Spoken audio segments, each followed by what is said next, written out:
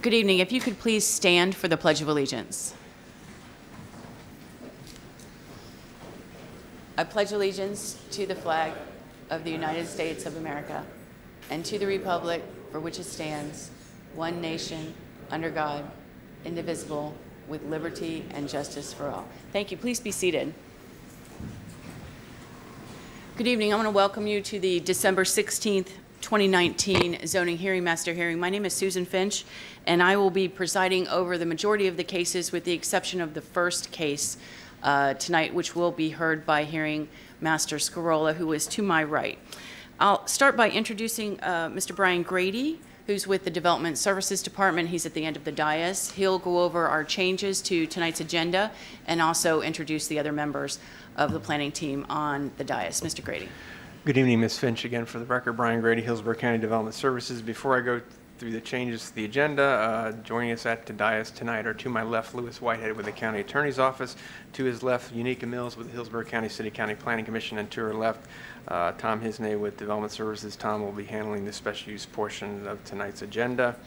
We do have a number of changes on tonight's agenda. The first change is on page 9, item E1, rezoning application 19-0838, DMD support group. The applicant is requesting a continuance to the January 21st, 2020 zoning hearing, master hearing. I believe the applicant is here to explain the reasons for the request.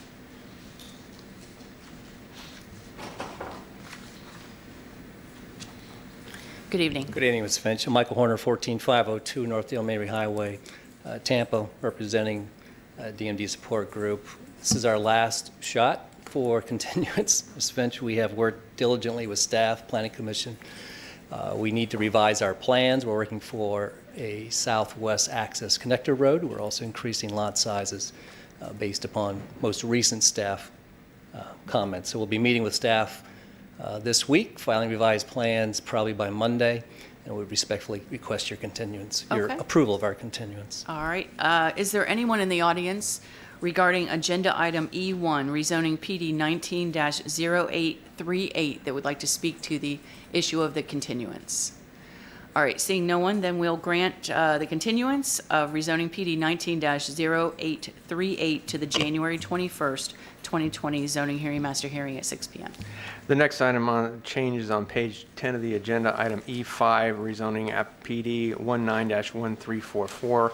Potomac Land Company staff is requesting a continuance to the February 18th, 2020 zoning hearing, master hearing. Ms. Finch, an issue arose regarding a neighborhood meeting. Working with the applicant, the applicant is in agreement to continue this in order to have an opportunity to conduct a neighborhood meeting. So that's why staff is continuing to provide for that neighborhood meeting in accordance with the requirements in the Land Development Code.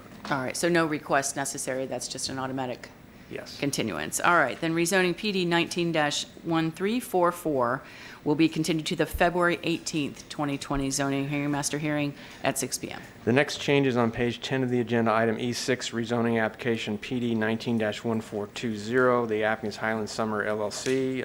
The applicant is requesting a continuance to the January 21st, 2020 zoning hearing, master hearing. Good evening. David Wright, TSP Companies, P.O. Box 1016, Tampa, Florida. We received some comments from EPC staff that are requiring us to revise our site plan, so we're requesting a 30-day continuance to allow that time, please. All right, is there anyone in the audience that would like to speak to the continuance only of item E6, rezoning PD 19-1420? All right, seeing no one, we'll continue PD 19-1420 to the January 21st, 2020 zoning hearing, master hearing at 6 p.m. And Mr. Wright, I need you to come sign in, please. And we have one more change to the agenda. We revised shortly before the beginning of the hearing that the applicant for item E4 on page 10 of the agenda, rezoning application 19-1308, D.R. Horton, they would like to request a continuance to the January 21st, 2020 zoning hearing, master hearing. Good evening. Good evening. Clayton Brickelmeyer for the applicant. We actually would like to request to go to February. Okay. We've got... That'll be February 18th. Yeah, there you go. Yes. We have some conditions to work out, and we think we need to have meetings that will necessitate us we're not going to get them over Christmas week, so that would be our request. All right. Thanks. Is there anyone in the audience that would like to speak to agenda item E4, rezoning PD 19-1308, to speak to the continuance only? Anyone here that would like to speak? All right, seeing no one, we will continue rezoning PD 19-1308 to the February 18th, 2020 zoning hearing master hearing at 6 p.m. That concludes the changes of the agenda. I'll now go through the published withdrawals and continuances beginning on page 5 of the agenda. The first item A1, rezoning standard 19-0730. This application is being withdrawn from the zoning hearing master process. Item A2, rezoning standard 19-0748. This application is being withdrawn from the zoning hearing master process. Item A3, major mod application 19-0830. This application is being withdrawn from the zoning hearing master process. Item A4, rezoning plan development 19-0935. This application is being continued by the applicant to the January 21st, 2020 zoning hearing master hearing. Item A5, special use application 19-1026. This application is being continued by the applicant to the January 21st, 2020 land use hearing officer hearing. I would note that it will be a 10 a.m. Start time. It would not be heard in the meetings. Special use applications are being heard in the morning session now, so I'll note that for the record. A6, major mod application 19-1169. This application has been continued by the applicant to the January 21st, 2020 zoning hearing master hearing. A7, special use application 19-1174. This application has been continued by the applicant to the January 21st, 2020 land use hearing officer hearing beginning at 10 a.m. A8, major mod application 19-1329. This application is being continued by the applicant to the January 21st, 2020 zoning hearing master hearing. Item A9, major mod application 19-1331. This application is being continued by the applicant to the January 21st, 2020 zoning hearing master hearing. Item A10, special use application 19-1383. This application is being continued by staff to the January 21st, 2020 land use hearing officer hearing at 10 a.m. A11, rezoning application 19-1421. This application has been continued by the applicant to the January 21st, 2020 zoning hearing master hearing. Item A12, rezoning standard 19-1422. This application has been continued by the applicant to the January 21st, 2020 zoning hearing master hearing. Item A13, rezoning standard 19-1428. This application is out of order to be heard and has been continued to the January 21st, 2020 zoning hearing master hearing. Item A14, rezoning PD 19-1443. This application is being continued by the applicant to the January 21st, 2020 zoning hearing master hearing. Item A15, rezoning PD 19-1445. This application has been continued by the applicant to the January 21st, 2020 zoning hearing master hearing. Item A16, rezoning PD 19-1451. This application has been continued by the applicant to the January 21st, 2020 zoning hearing master hearing. Item A17, rezoning PD 19-1458. This application is out of order to be heard and has been continued to the January 21st, 2020 zoning hearing master hearing. Item A18, rezoning PD 19-1461. This application is out of order to be heard and has been continued to the January 21st, 2020 zoning hearing master hearing. Item A19, major mod 19-1462. This application has been continued by staff to the January 21st, 2020 zoning hearing master hearing. Item A20, rezoning standard 20-0030. This application is out of order to be heard and has been continued to the January 21st, 2020 zoning hearing master hearing. Item A21, rezoning standard 20-0043. This application has been continued by staff to the January 21st, 2020 zoning hearing master hearing. Item A22, rezoning standard 20-0065. This application is out of order to be heard and has been continued to the January 21st, 2020 zoning hearing master hearing. Item A23, special use AB 20-0073. This application is out of order to be heard and has been continued to the January 21st, 2020 land use hearing officer at 10 a.m. And then item A24, special use AB 20-0074. This application has been continued by staff to the January 21st, 2020 land use hearing officer hearing at 10 a.m. That concludes all changes to the agenda. All right, thank you so much, Mr. Grady. I appreciate it. Let me go over our procedures tonight as well as our hearing process. As I mentioned, tonight's first agenda item will be a remand that will be heard by Hearing Master Scarola. We'll then go to the special use case, which is second on tonight's agenda, and that is a case that I will hear as the hearing master and make a decision within 15 business days following tonight's hearing. The remainder of the cases require, as is the case with the remand, the remainder of the cases require a public hearing be held before a zoning hearing master prior to the final decision, which is made by the Hillsborough County Board of County Commissioners. I'll conduct the hearing tonight as the hearing master and make a recommendation on each application 15 business days following tonight's hearing. That recommendation will then be sent to the Board of County Commissioners for their final decision. Our hearing tonight is informal. I'll ask questions related to the direct testimony presented tonight. I'll call and question witnesses as I deem appropriate and necessary, and will decide all questions of procedure. Irrelevant, immaterial, or unduly repetitious evidence will be excluded. Any part of evidence may be received in written form, and all testimony must be under oath. Hearsay evidence may be used for the purpose of supplementing or explaining other evidence, but shall not be sufficient in and of itself to support a finding by me unless it would be admissible over objections in a civil action. Our order of presentation tonight is as follows. Mr. Grady of the Development Services Department will provide a brief introduction for each agenda item. We'll then go to the applicant. The applicant and their team have a total presentation time of 15 minutes.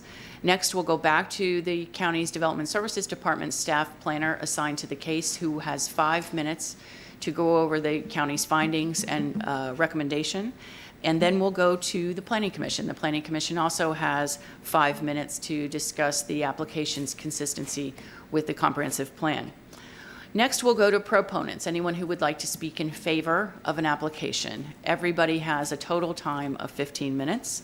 Same is true when we go to opponents, anyone who would like to speak against an application. Everyone total has 15 minutes. Then we go back to county staff, who has another 5 minutes to make any comments based on tonight's testimony.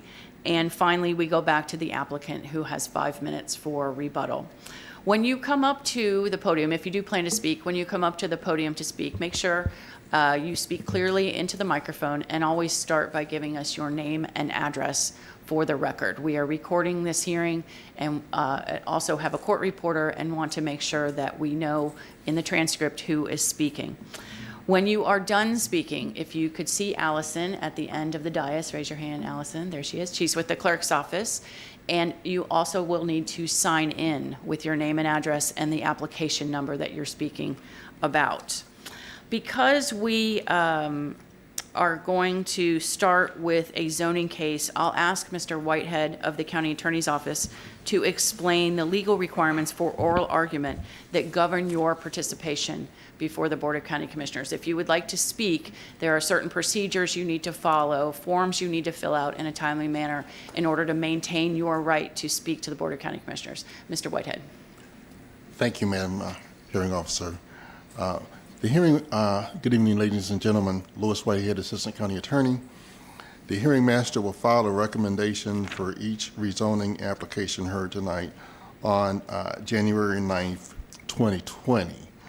And the next step will be a public meeting before the Board of County Commissioners, at which time the board will make a decision on each rezoning petition.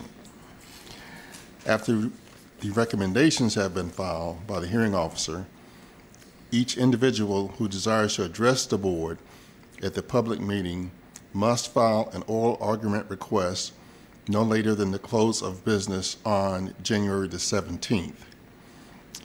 These petitions are scheduled to be heard by the board at the board's February 11th land use meeting. Oral argument request forms are available on the table located at the entrance to this auditorium. And we do have a staff member available to assist you if you have any questions regarding oral argument.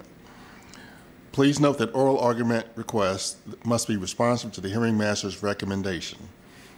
Accordingly, oral argument requests should not be filed until the hearing master's recommendation have been delivered to the county on January 9th. Now, the board is not required to hear oral argument, but they can elect to hear oral argument from a party of record under certain circumstances that are set forth in the Land Development Code. Oral argument requests should clearly indicate why oral argument is necessary to address at least one of 4 outstanding issues, all of which are set forth in the Land Development Code. The scope of oral argument will be limited to the content of testimony and other evidence submitted verbally or in writing to the hearing master tonight. The board will consider only the record of tonight's hearing and the recommendation of the hearing master in rendering its decision. The county attorney's role is to ensure that only individuals who have met the party record requirements are allowed to address the board, and that new evidence or testimony is not introduced or allowed at the public meeting. For these reasons, please ensure that all information that you desire the board to consider at the public meeting is placed into the record tonight. Thank you very much. Thank you, Mr. Whitehead. I appreciate it. All right, as I mentioned, all testimony must be under oath. So if you plan to speak tonight, if you could please stand and raise your right hand, and I'll swear you in. Do you solemnly swear to tell the truth, the whole truth, and nothing but the truth, so help you God? Thank you. Please be seated. All right, then with that, we'll turn the hearing over to Hearing Master Scarola, who will hear the first case. Okay, Brian? The first item on tonight's agenda is agenda item B1, rezoning PD 19-0282, the Ackman Zark LLC.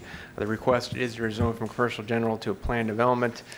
Michelle Hyber will provide staff recommendation at the presentation by staff. This was remanded by the Board of County Commissioners in order to provide more information in the record regarding design exceptions, and I believe the applicant also has additional information regarding approvals from TICO for the roadway crossing, which was an issue of concern at the last hearing. Okay, thank you. Good evening.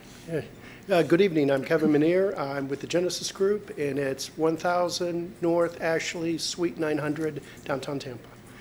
And this is a remand, and I'm hoping that all the previous information we've already submitted is already accurate, or already in the record and everything.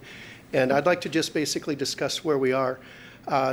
The only issue we had before was a substandard road issue on 86th Street, specifically as they relate to a TICO easement. We've been able to resolve that. We've got an approved design exception. It's in your package. We also have a letter from TICO that says that it's okay to have an access across their road, and then any further development, we have to go back and meet with them. And I really appreciate staff writing up a condition that allows us to do that. That way it offers us a variety of different ways to, based on the ultimate end user, we'll just negotiate with TICO at that time. So this was the issue of the critical design element? That's right. What happened was, it's in essence that instead of a critical design element, we were able to get a letter from TICO, and we were able to get the 86th Street design exception approved. So we don't need the critical design element. So Okay. we kind of meet the test. Right, and and with respect to 86th Street, was there any specific questions from the board about it, or only what is the design exception? My recollection is they wanted to have that design exception so they understood the nature of the design exception before acting on the application. So Okay.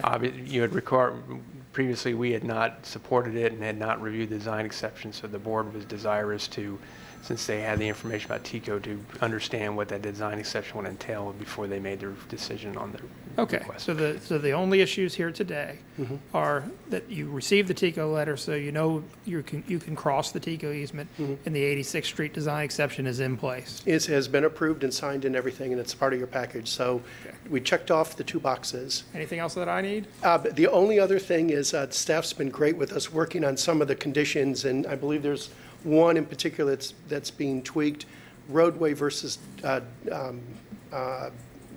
drive aisle. And that's just basically because it's going to be an internal private road. If we do the multifamily, it's not going to be a public road in any way, shape, or form. It'll be, and staff's been great in working with us on that. The only other thing is we are not objecting to any of the conditions, although we want to mention on the record that we felt some of the traffic conditions are overkill because we have a contract buyer who will generate fewer trips, but we're not objecting to any of the conditions, and we'll take what we got. And Okay. we appreciate staff and their patience in working with us. Okay, thank you very much for that. Thank you. Ms. Heinrich? Good evening. Good evening, Michelle Heinrich, Development Services. As you heard, this is a remand request for an application previously heard before you, and the concern was that there were 3 development options that were shown on the site plan and reviewed by staff, And all of those included an access on 86, 82nd, and Causeway. That is what was shown on the plan and also in the traffic analysis. However, we identified that the TICO easement could later, after the rezoning, mean that access may not occur. So we were hoping to get something from TICO that could substantiate what they were asking us to review. And also, as stated, there was also an outstanding design exception that was needed. So given those two items, we weren't able to support it. The applicant, as you know, asked for a remand, and in that time the design exception has been reviewed and approved, and that is in your backup. That is Exhibit 5. And the TICO letter has been given to us, as Mr. Menear stated, stating that the access and crossing is permitted. And that is also in the staff report backup as Exhibit 6. And lastly, as Mr. Menear stated, there are some changes to conditions that have to do with the roadway versus drive aisle language for the options. So I have those changes to provide to you, and Mr. Menear was provided a copy before the hearing.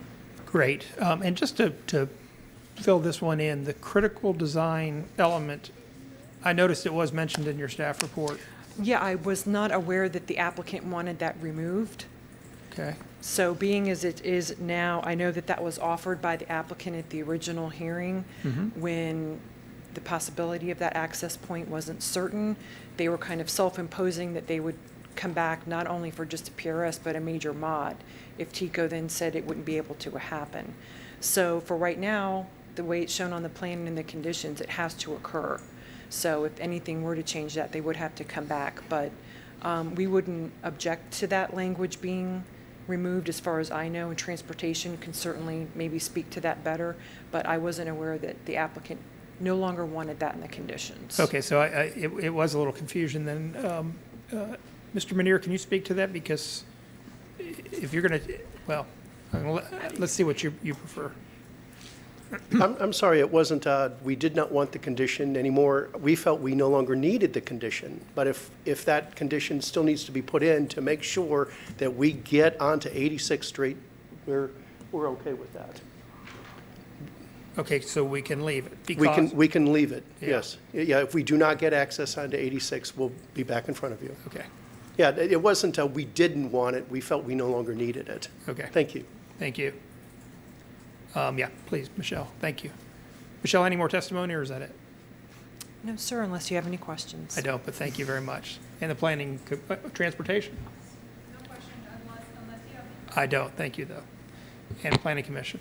Unica Mills Planning Commission staff, the subject property is located within the residential 20 future land use classification, the urban service area, and the Greater Palm River Community Planning Area. The comprehensive plan encourages clear and efficient patterns of movement for access and circulation by designing roadway improvements and new roadways with patterns of access to enhance livability of transportation system.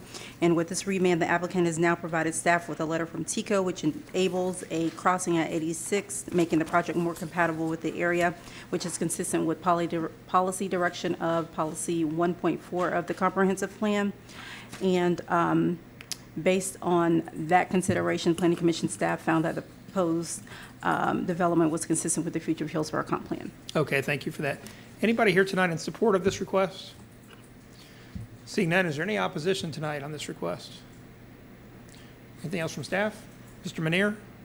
Okay, with that, we'll close the remand on 19-0282, and I'll turn it back over to Hearing Officer Finch.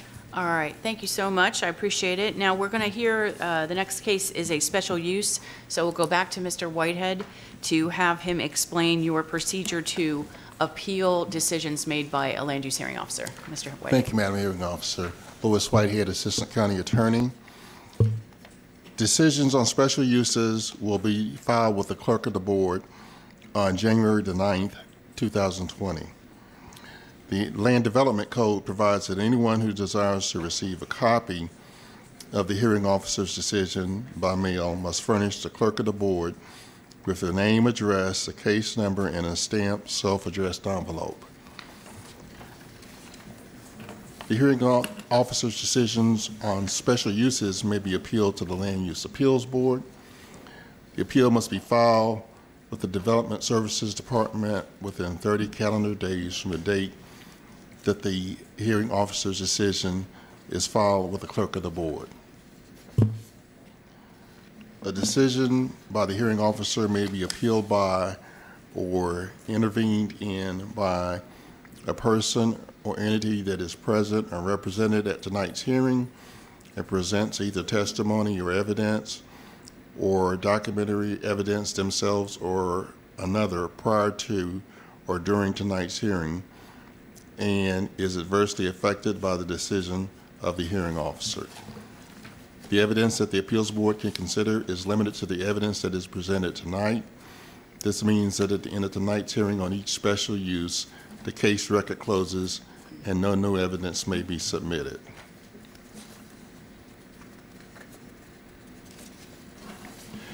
The county attorney's role is to ensure that no new evidence or testimony is allowed before the appeals board in connection with this decision. The county attorney will advise the appeals board to disregard evidence or testimony that is not in the record that's made tonight. Therefore, please be assured that all information that you may desire the appeals board to consider is placed into the record. Thank you very much. All right, thank you, Mr. Whitehead, I appreciate it. All right, then we're ready for that case. Mr. Hisnay, please. So we have one special use on the agenda tonight. It's item C1, application number 19-1332. The applicant is Cookson Hills Family Ministries of Florida Incorporated. The request is for a special use permit for a private school and professional residential facility. Staff report and recommendation will be presented by Steve Beachy following the applicant's presentation. Good evening. Good evening, Ms. Finch.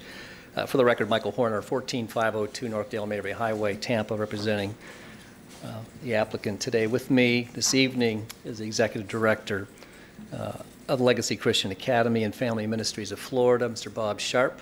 We also have Mr. Michael Yates of Palm Traffic Engineering, who'll be offering testimony along with Mr. Sharp at the conclusion of my comments.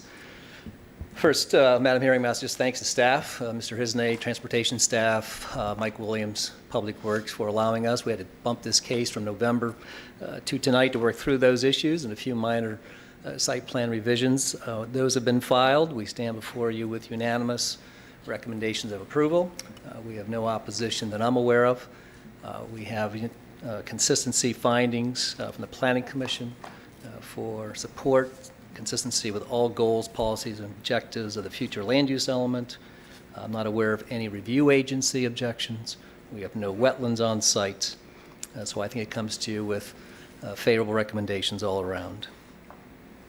We have, this is a 13.6 acre tract, Ms. Finch. It's at the northwest quadrant of Parsons Avenue and Old Hillsborough Avenue.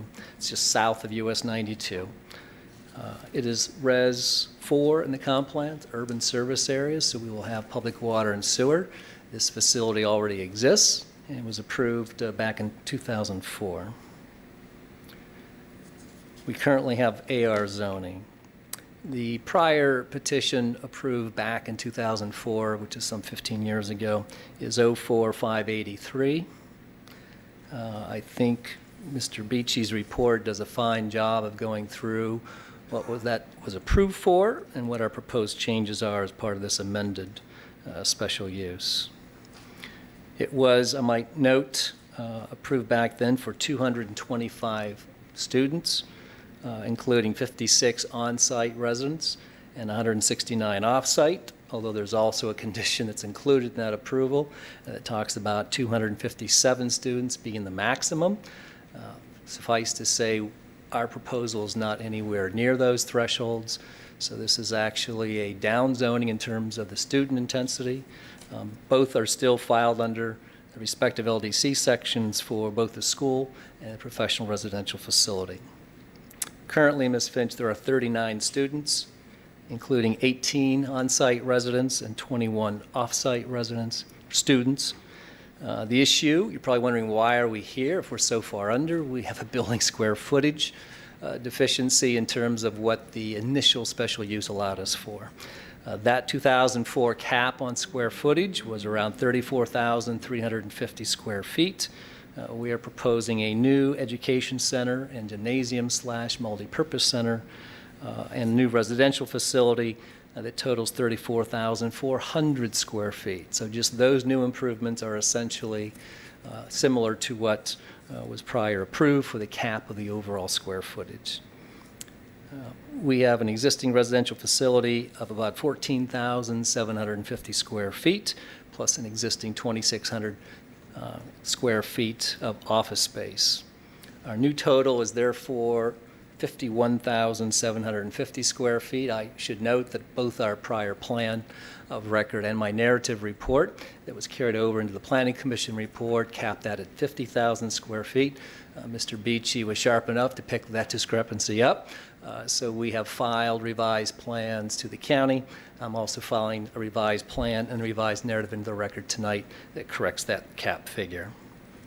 Either way, Ms. Finch, that FAR increase, as you can imagine, special uses are permitted up to 0.25 floor area ratio. This is a large tract, almost 13.75 acres in size. We are at 0.087. We're going from 0.06. So we are well under those floor area ratio caps in the Res 4 plan sector. We also have agreed as part of this restriction to cap the off-site residents, those that would be actually commuting back and forth for their students and dropping the kids off in the morning and afternoon, to 140 off-site students plus 56 on-site residents. So we're capping overall at 196, but capping most importantly, because of the traffic generation issues that Mr. Yates will go into, at just 140 off-site students. We agreed to some other restrictions as well. I guess the most important one would be requiring all access, ingress to be off Old Hillsborough Avenue, and then all exiting to be to Parsons Avenue. So that allows for a greater queue opportunity, easier restrictions, maneuvering on site, and it opens up that entire extended queue that Mr. Yates will address just momentarily. I'm not aware of any other objections. As I said, we have no wetlands on site. We're agreeing to all staff conditions of record. Happy to answer any questions. I'll turn it over to Mr. Yates on traffic issues. I just had a quick one. I think Certainly. you answered it. I just want to make sure we're clear for the record. So the major reason to go through this process is to increase that building square footage? Yes, ma'am. Okay. Absolutely. But then by virtue of decreasing the students, then I guess Mr. Yates will get to this, but your trip generation goes down. That's correct. I see. Okay. Thank you. Thank you. Good evening.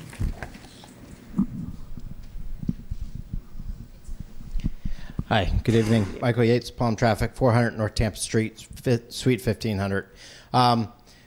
Basically, yes, to answer your question, the trip generation, with the reduction in students, we're going from 201 off-site to 140 off-site. So with that reduction, we reduced the daily AM and PM peak hour trips. As you can see from the attached table, it's a pretty low trip generator anyway. It's 347 daily trips, 112 during the AM peak hour, and 24 during the PM peak hour. I'll walk through the circulation plan. Basically, the change that is occurring with this plan change is that currently they use both access points, one on Parsons and then one on Old Hillsborough Avenue. They use both of these today to enter and exit. With the change, they will now all enter off of Old Hillsborough Avenue and exit off of Parsons Avenue. With that provides additional queuing. So for the 140 students, it is required 858 feet of queue. With this plan, we are able to provide 1,441 feet of linear queue. So we have an excess queue of 583 feet. And the reason for that, this is already an existing roadway in the existing configuration. This is the new larger building that's being added. So we're able to accommodate that additional queue. I'll be happy to answer any other questions you may have. No, you answered my questions. Thank you. Finch, if Mr. Bob Sharp could just offer a few comments. Thank you. Okay. Good evening. Good evening. My name is Bob Sharp. I'm the Executive Director at Family Ministries of Florida, 147 Elina Sky Drive, Sefton, Florida, 33584. And I want to thank you for hearing our case. The residential program, some people are kind of confused why we have residential and also off campus. Our residential program has been in existence since 1976 in the Sefner, at the Sefner location. We are able to care for children that can't live at home for one reason or another. It's a different kind of group home, essentially in the sense that we use the true family model. So these children get to come in and be part of a family. Our staff, our house parents, as we call them, live right there on site. They are there with the children 24/7. And our niche with this really is that sibling groups can be together. We currently have 2 sets of 5 sibling groups on our campus, which is great, so the siblings can be together. And then we started the school back in 2003, I believe is when we started, laid out plans for it, and when we came before and got that special use permit, we had big ideas of a lot of students, but we didn't realize we were locked into that amount of space. And so as the school has grown and the need has grown, we're getting some interest from people in the community. We're getting more and more people that are interested because it is a different model of education. We're trying to reach those kids that are falling through the cracks at risk. I'm happy to stand here today and tell you that about 90% of our students that have graduated from our school have gone on to either some type of vocational training or a 4-year college. We even have some that have gone as far as to get their master's degrees. So we're turning out something different. It's an action-based learning environment. The kids are active. That's one of the reasons why we want to include the gymnasium, which will include some programming that we do in the school, which is balometrics, which may not mean anything to you all, but it has to do with balance and bringing our kids back into balance. We work with an occupational therapist for that. We're probably one of the only schools in the country that has put that into the curriculum. So it's a rather unique thing, but we're finding that a lot of students need that. And so our intent is not to be 800, 1,000 students. We like being the 150 to 200 or just under 200 range, because we want to have the connection with the students. We want to have the connection with the family, because your students will spend more awake time in school than they will at home with their parents. So we want to have the communication. That's one of the reasons why we started the school, is being able to have that communication with the parents. So I'll be glad to answer any questions. I don't, but thank you for your presentation. I appreciate it. All right, thank you. All right. Mr. Horner, does that complete your testimony? Yes, it does. All right. Thank you so Ms. much. Finch. Development Services. Good evening, Steve Beachy, Development Services. The applicant previously received approval for the special use in 04. The application was 040583 for the K through 12 school integrated with professional residential facility recovery home type C. The subject application is an update of the current approval. The 2004 application allowed for construction of 34,352 square feet. The subject application represents an increase to 51,750. That's a 51% increase from the previous approval. Similarly, the maximum was 169 students, off-site commuter students. The current application represents a decrease of 29 students to 140 off-site students allowed to enroll. That's a 17% decrease. And the maximum number of students remains the same for residential students at 56. The changes in the proposed conditions from the 2004 approval are as follows: an increase in the development entitlements and change in the mix of the on-site residents and off-site residents, additional transportation-related requirements related to access, pickup and drop-off times, exit signage, cones, sidewalks, internal circulation patterns, and reporting requirements were added in the conditions that you'll see. I want to make one mention of the conditions. We received the revised site plan with the change in the number of for the development entitlements to 51,000, and that means that we need to change the date on the recommended conditions when they were submitted to December 12. I see.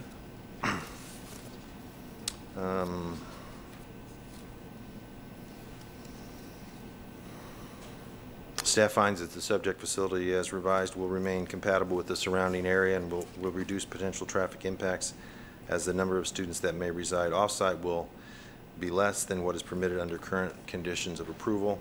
Based on the above, staff finds the request to be approval, subject to the recommended conditions in this report. I'm available for any questions. I don't have any at this time, but thank you. Planning Commission.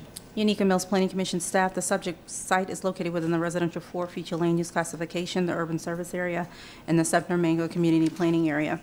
The application is requesting an increase in allowable floor area ratio. However, the proposal is well below what can be considered within the residential 4 future land use classification. The proposed use is also classified as a residential support use per policy 17.1 of the future land use element. Residential support uses such as child care centers, adult care centers, churches, etc., are allowable within any class of residential, commercial, or industrial land use plan category, as long as the design is compatible with the area. The proposed access points provide additional connectivity in the area and satisfies policy 16.3 of the future land use element. Overall, the staff finds the proposed use and density consistent with the Sefner Mango Community Plan. The proposal supports the vision of that community plan, and overall, Planning Commission staff finds the proposed special use consistent with the future Hillsborough Comp Plan. All right, thank you so much. We'll call for anyone who would like to speak in support. Anyone in favor of the application? Seeing no one, anyone in opposition? No one. Mr. Hisney, anything further? No, ma'am. Okay, Mr. Horner? Thank you, Mr. Finch. I would just note briefly that we have agreed to the buffer screening condition, which is 10-foot buffer, in addition to 6-foot hedge. We agreed to the no outside speakers. We're capping the buildings at 35 feet, and we have over 10.8 acres of open space, just to guide you in your approval recommendation. Thank All you. right. Thank you very much. I appreciate it. With that, we'll close special use 19-1332 and go to the next case. Mr. Grady. The next item then is agenda item D1. It's rezoning application standard 19-1431. The applicant is Apollo Beach 41 LLC. The request is a result from AI Agricultural and Industrial to Commercial General with restrictions. Chris Grand-Leonard will provide staff recommendation after presentation by the applicant. Good evening. Ms. Finch. Good evening, Ms. Finch, one more time. Michael Horner, 14502 North Dale Mabry Highway, representing the applicant and owner, Apollo Beach 41 LLC, who are the applicants and ownership interests on this case. I'm going to be brief. It's fairly straightforward, Ms. Finch. It's an isolated tract. It's a remnant. It's 0.82 acres. It's north of Big Bend Road, just directly abutting the CSX railroad line. It's in the urban service area. It's currently zoned AI, which allows some quasi-light industrial uses, but it's still in an egg district designation. It is in the CMU, UMU plan sector, although I think that UMU is getting picked up only because of the property appraiser's office extending that south property line. I'm going to file a survey. It's not a great copy, but it's a survey that reflects that has been lessed out, that we don't own that property anymore, and therefore I think all of this property is 100% in the CMU. This application comes to you with full recommendations of approval, findings of consistency from the Planning Commission regarding all goals, objectives, and policies of the future land use element. We have no objections from any review agencies. We have no wetlands on site. I'm not aware of any opposition at all on this site. I did get a few calls from the townhome community to the east. They just want to make sure we weren't doing anything that was going to generate a significant amount of traffic. And we certainly have agreed to that by going through some restrictions that we offered voluntarily. Those restrictions are, Ms. Finch, we're capping building height at 35 feet. There'll be no fast food drive-through restaurants on this property, no convenience stores with gas pumps, no sexually oriented businesses, and no gun sales. I would note the townhome community to the east is separated by a single lane drive aisle as well as single loaded parking. Plus they have an extended landscape buffer that protects them from the Western Railroad line as well, and that carries through. We do have limited frontage. We have met with Mr. Williams at Public Works, and obviously we have cannot deny access to this property, but we've agreed to locate that access drive as far east as possible. We have light industrial zoning to the west. We have a large PD to the south, which is mixed use. We are asking for no variations and I'll be happy to answer any questions. Thank you. No, you touched, my only question, I think, is just to the planning commission about that UMU 20, as I didn't Yes. see that as well. It's a little bit of a quirk, but the survey will reconcile that. Okay, thank you so much. Development services. Good evening. Good evening. Chris Graulinar, Development Services. The request is to rezone a vacant parcel totaling .82 acres from AI, agricultural intensive, to CG restrictive, commercial general restricted. The applicant proposes to restrict the building height to 2 stories, 35 feet in height, as well as preclude fast food restaurants with drive-through, convenience stores with gas pumps, sexually oriented businesses, and gun sales. The parcel is located 595 feet northwest of the intersection of Big Bend Road and Kings Crossing Drive within the South Shore community area. The parcel is non-conforming to the current zoning designation with regard to lot size. The applicant seeks to develop the parcel for an array of uses allowed in the CG restricted district. The subject parcel is currently vacant and is bounded to the east by a PD-zoned mixed-use development that contains townhouses, an office park, and retail establishments. To the north and west is bounded by the railroad tracks and vacant M manufacturing zone parcels. To the south, it is bounded by major corridor Big Bend Road and vacant parcel zone PD mixed use. The parcel would be adjacent to existing commercial as well as railroad tracks that would better suit commercial uses. Based on the well-established pattern of commercial uses located along Big Bend Road corridor in this area, the introduction of the CG restricted zoning designation is consistent and compatible with the surrounding area, and staff finds that proposed rezoning will not introduce any new incompatibilities. There are no agency objections. Staff finds the request approvable with the following restrictions. Maximum building height shall be 2 stories or 35 feet in height, and the following uses shall be prohibited: fast food restaurants with drive-through, convenience stores with gas pumps, sexually oriented businesses, and gun sales. Glad to answer any questions you may have. I don't, but thank you so much for your testimony. Thank you. Planning commission, please. Unica Mills Planning Commission staff, the subject property is located within the CMU 12, and it does look like from our maps, the smaller portion that the applicant was referencing, the urban mixed use 20. We also had that that small portion in the urban mixed use 20, but it could be like a Scrivener's error. Sometimes the boundaries kind of jump over. Right, okay, So, understood, yes. thank you. The site is located within the urban service area, as well as the South Shore Area-Wide Systems Community Planning Area. Due to the adjacent railroad tracks and light industrial uses to the west, the commercial zoning district would provide for a compatible transition to the adjacent townhomes that are east of the subject site. The proposed commercial general zoning would also provide for consideration of similar uses within proximity of the subject site along Big Bend Road, and would be complementary to the nearby residential community, which would be consistent with policies 1.4, 16.3, and 16.5 of the future land use element. The comprehensive plan encourages employment opportunities along Interstate 75. The commercial general zoning meets the intent of that policy. Policy 36.5 and Objective 36. The applicant is limiting the building height, and with the restriction in place of the building height, as well as the restriction of the uses, that would be consistent with policy direction of 16.1 of the future land use element. And based on those considerations, Planning Commission staff finds the proposed rezoning consistent with the future of Hillsborough. All right, thank you very much. Is there anyone that would like to speak in support of this application? Seeing no one, anyone in opposition? All right, no one. Mr. Grady, anything further? Mr. Horner? No, ma'am. All right, then with that, we'll close rezoning 19-1431 and go to the next place. Next item is agenda item D2, rezoning standard application 20-0044. The applicant is Ashford Villas LLC. The request is to rezone from CN Commercial Neighborhood and RMC 16 Residential Multifamily Conventional to rezoning to RMC 16. Stephen Beachy will provide staff recommendation after presentation by the applicant. All right. Good evening.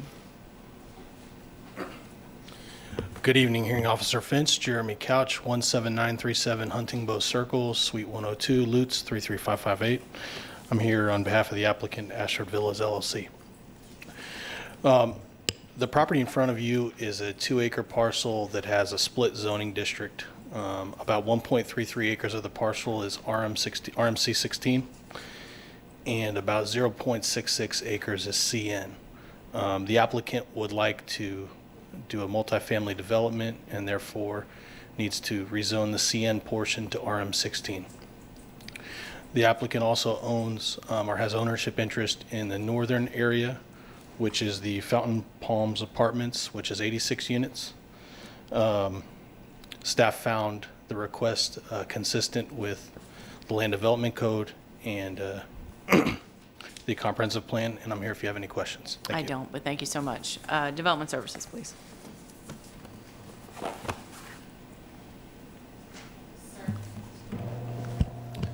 Steve Beachy, Development Services. The request is to rezone a 2-acre parcel with a split zoning designation of CN and RMC 16. The applicant is seeking the RMC 16 zoning designation for the entire parcel. Approximately a third of the 2-acre parcel is zoned CN, and 2/3 of the parcel is vacant and already zoned RMC 16.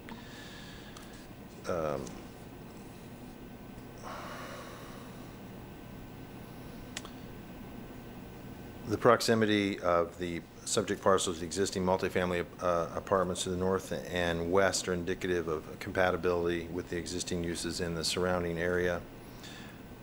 Additionally, the subject parcel is located along the Nebraska Avenue transit corridor for Heartline. Development of multifamily residential uses along Nebraska will support transit use in the corridor. Given that approximately 2/3 of the subject parcel is already zoned RMC 16, the designation of the remaining third will not introduce any new incompatibilities to the area. Based on the above, staff finds the request approvable. Any questions, available questions? Just one minor thing on the very front of the staff report where it says the request, it looks like the RMC 16 is asking for a restriction, but I think that's just a typo based on everything I've read. On the very front of the staff report. Oh, yeah, you're right, that's a typo. It's just We'll change a that. typo, yeah, I just wanted to point out, but that was it. Thank you so much. Planning Commission. Unica Mills Planning Commission staff, the subject property is located within the Office Commercial 20 Future Land Use Classification, the Urban Service Area, and the University Area Community Plan. The applicant's request to rezone the site to residential multifamily conventional 16 is consistent and allowable within the Office Commercial 20 Future Land Use Classification. The proposed zoning to RMC 16 would allow for multifamily residential development on the site. The surrounding area is developed with multifamily to the west and north, which is consistent with Objective 12-1 and Policy 12-1.4 of the Community Design Component. The rezoning would also comply with urban service area policies, which call for proactively directing new growth into the urban service area, which is within Objective 1 of the future land use element. The site is also within the boundaries of the University Area Community Plan, which intends for new development and to promote the redevelopment and revitalization of the university area. Based on those considerations, Planning Commission staff finds the proposed rezoning consistent with the future Hillsborough Comp Plan. All right, thank you so much. Is there anyone that would like to speak in support? Anyone in favor? Seeing no one, anyone in opposition? All right, Mr. Grady? Sir, anything else? All right, then with that, we'll close rezoning 20-0044 and go to the next case. The next item, agenda item D3, rezoning standard 20-0064. The applicant is Lithia Pinecrest 89 LLC. The request is to rezone from AR agricultural rural to agricultural single-family conventional 1. Tanya Chapello will provide staff recommendation after presentation by the applicant. Seems to be your night, Mr. Horner. It seems so. Spent last one, I promise. Michael Horner, 14502 North Dale Mabry Highway, representing Lithia Pinecrest 89 LLC, who are both the owner and the applicant of this application. With me tonight is Mr. Reed Fishbach, as well as Mr. Matt Henderson, who are representing the ownership interests. They may or may not speak, but I will give the case-in-chief presentation here. Ms. Finch's property is 89.9 acres. It's at the south side of Lithia Pinecrest Road. It is east of Browning Road to the west, and it is west of State Road 39 to the east in the Lithia community. It is zoned AR, acreage residential, 1 unit per 5. It is in the Res 1 land use plan sector. It is in the rural service area, which requires well and septic tank as well as private utilities. This parcel is, Ms. Finch, in a MAP significant wildlife habitat area. As you know, that has certain protections and set-asides in the Land Development Code, up to 25% of the site, subject to further review and permitting at plating development. We understand and we accept those restrictions of record. I would just note that we are here with unanimous recommendations of approval. We are consistent with all goals, objectives, and policies of the future land use element. We have no opposition in terms of review agency comments. We have no wetlands on this site. We certainly have significant tree cover, but I would remind you that under agricultural bona fide operations, you are entitled by permit to clear those trees for agriculture operations. The Planning Commission, I believe, filed an amended report that you should receive this evening. The first report appeared to reflect urban service area classifications, and I believe Ms. Hemingway is going to file an amended one that reflects appropriately the rural service area location. We have worked diligently with staff. This has gone through scrutiny of all review agencies. We have no objections from either review agency all the way down the line, including transportation. I would note that this parcel lies in the middle of the Res 1 plan sector. It is not on the edge. It is not on the cusp. South of Lithia Pinecrest, this Res 1 extends substantially to the west and to the east and beyond State Road 39. The staff report highlights a number of developments, rezonings, and trends that are clearly indicative of that transition from AR and agricultural interests to the Res 1, larger lots, but allowing 1 acre lots, both AS1 and ASC1, as well as several PDs that are in the near vicinity that are in fact approved for 1 acre lots. There are Swiftmud lands to the south. By our records and computations, there are approximately 247 acres of land zoned AS1 or ASC1 on lands abutting this property. My office has received no formal objections of record or emails or phone calls. I have received a couple phone calls from property owners in the notice area. As you know, in the rural area, we have to go 500 feet. That indicated they were in support. However, I was just made aware just an hour ago, I suppose, that an email was recently received by a property owner in this area. It's a rather lengthy email. I believe she may be here this evening, so we'll hold those comments for rebuttal once we hear the direct testimony from her. I believe her name was Susan Lewis. Just a note, Ms. Finch, you know 89 acres is a big tract.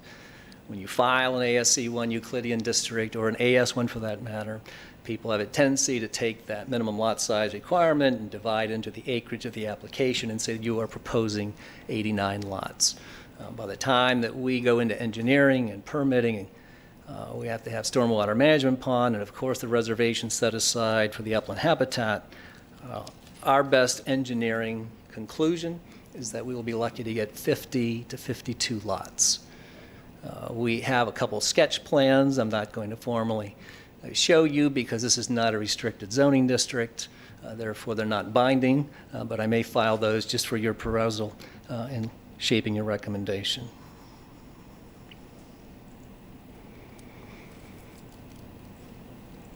The traffic comments are fairly straightforward. I would just note that they seem to be excessive by also calculating the number of trip ends based upon the higher lot yield that is physically not possible. So I would suggest to you that that notation in the staff report as filed in optics is high by about 38 lots instead of the 50-51, but we certainly understand why they filed that.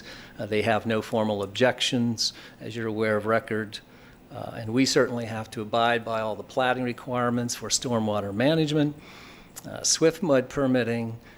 One drainage engineer that looked at this site said this is a drainage engineer's dream because it's on a ridge. Therefore, you can easily make stormwater runoff and attenuation work by conveying to stormwater ponds, filtration ponds on the perimeter of the site. So we certainly intend to do that.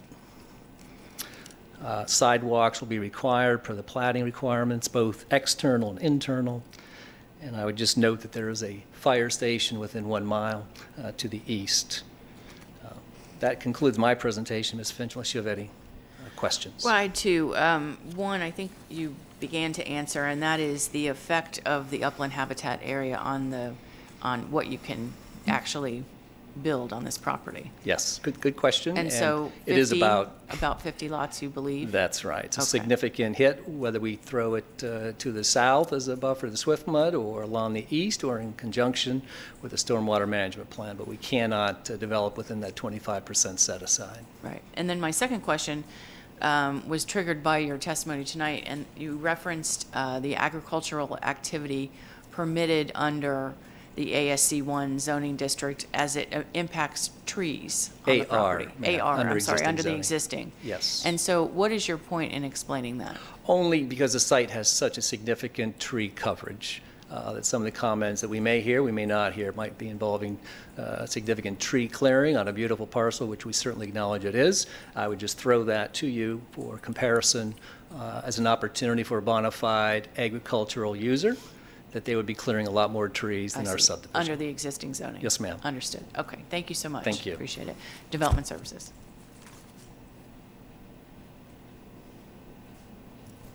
Good evening. Good evening. Tanya Chapella, Development Services. The request is to rezone approximately 89.87 acres from AR, Agricultural Rural, to ASC 1, Agricultural Single Family Conventional. The surrounding area is comprised of ASC 1, AS1, and AR zoning district, which with parcels dedicated to agricultural uses and crops normally occupied with single-family dwellings or mobile homes. Some lots along Lithia Pinecrest Road to the east are 1 acre or less in size. Along South County Road 39 to the east are Candlewood Acres and Hog Creek Reserve, 2 single-family subdivisions, zone ASC1. To the west, along Lithia Pinecrest Road is Lithia Estates, a single-family subdivision, zone PRS, 02-1349, approved for ASC 1 lot development standards. Staff finds the proposed zoning district, ASC 1, is compatible with the surrounding development and zoning patterns. Hillsborough County School Board staff reviewed the applicant's request and found that Barrington Middle and Newsom High do not have adequate capacity for the proposed development. No other objections were received from the rest of the agencies, and we find that the proposed request is approvable. I'm glad to answer your questions. I don't have any, but thank you so much. Planning Commission.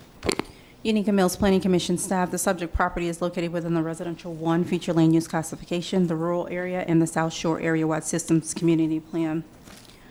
The applicant is requesting to rezone the property to Agricultural Single Family Conventional 1. This zoning district is consistent with the Residential 1 Future Land Use Classification. The area is a combination of agricultural and residential land uses which are compatible with the applicant's request.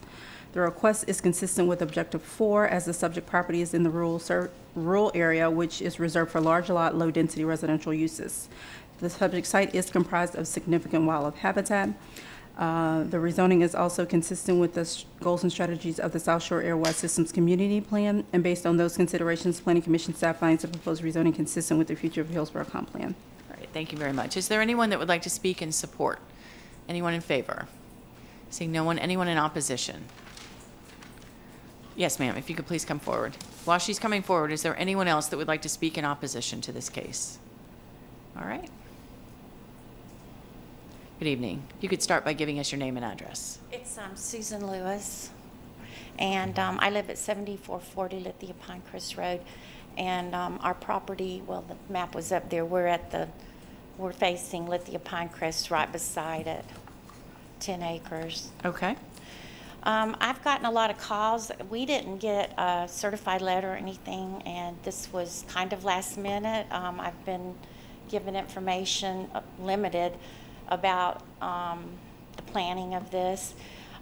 We have basically cattle operation on our property, and I'm a registered nurse, but I'm not really a public speaker, so I'll do the best I can. We are zoned agriculture, as is a lot of people. The thing that really concerned me was when my parents' property at 11417, their property backs up to where this property goes from Lithia Pinecrest past our property and forward down 39. At one time when my dad was ill with a brain tumor, we had asked Swift Mud about selling us 40 acres beside my parents' property, and we were told that that would never be for sale unless you just wanted to run cattle on it. You would never be allowed to have a home there. So we were like, we're not going to buy that much property and not be able to build eventually.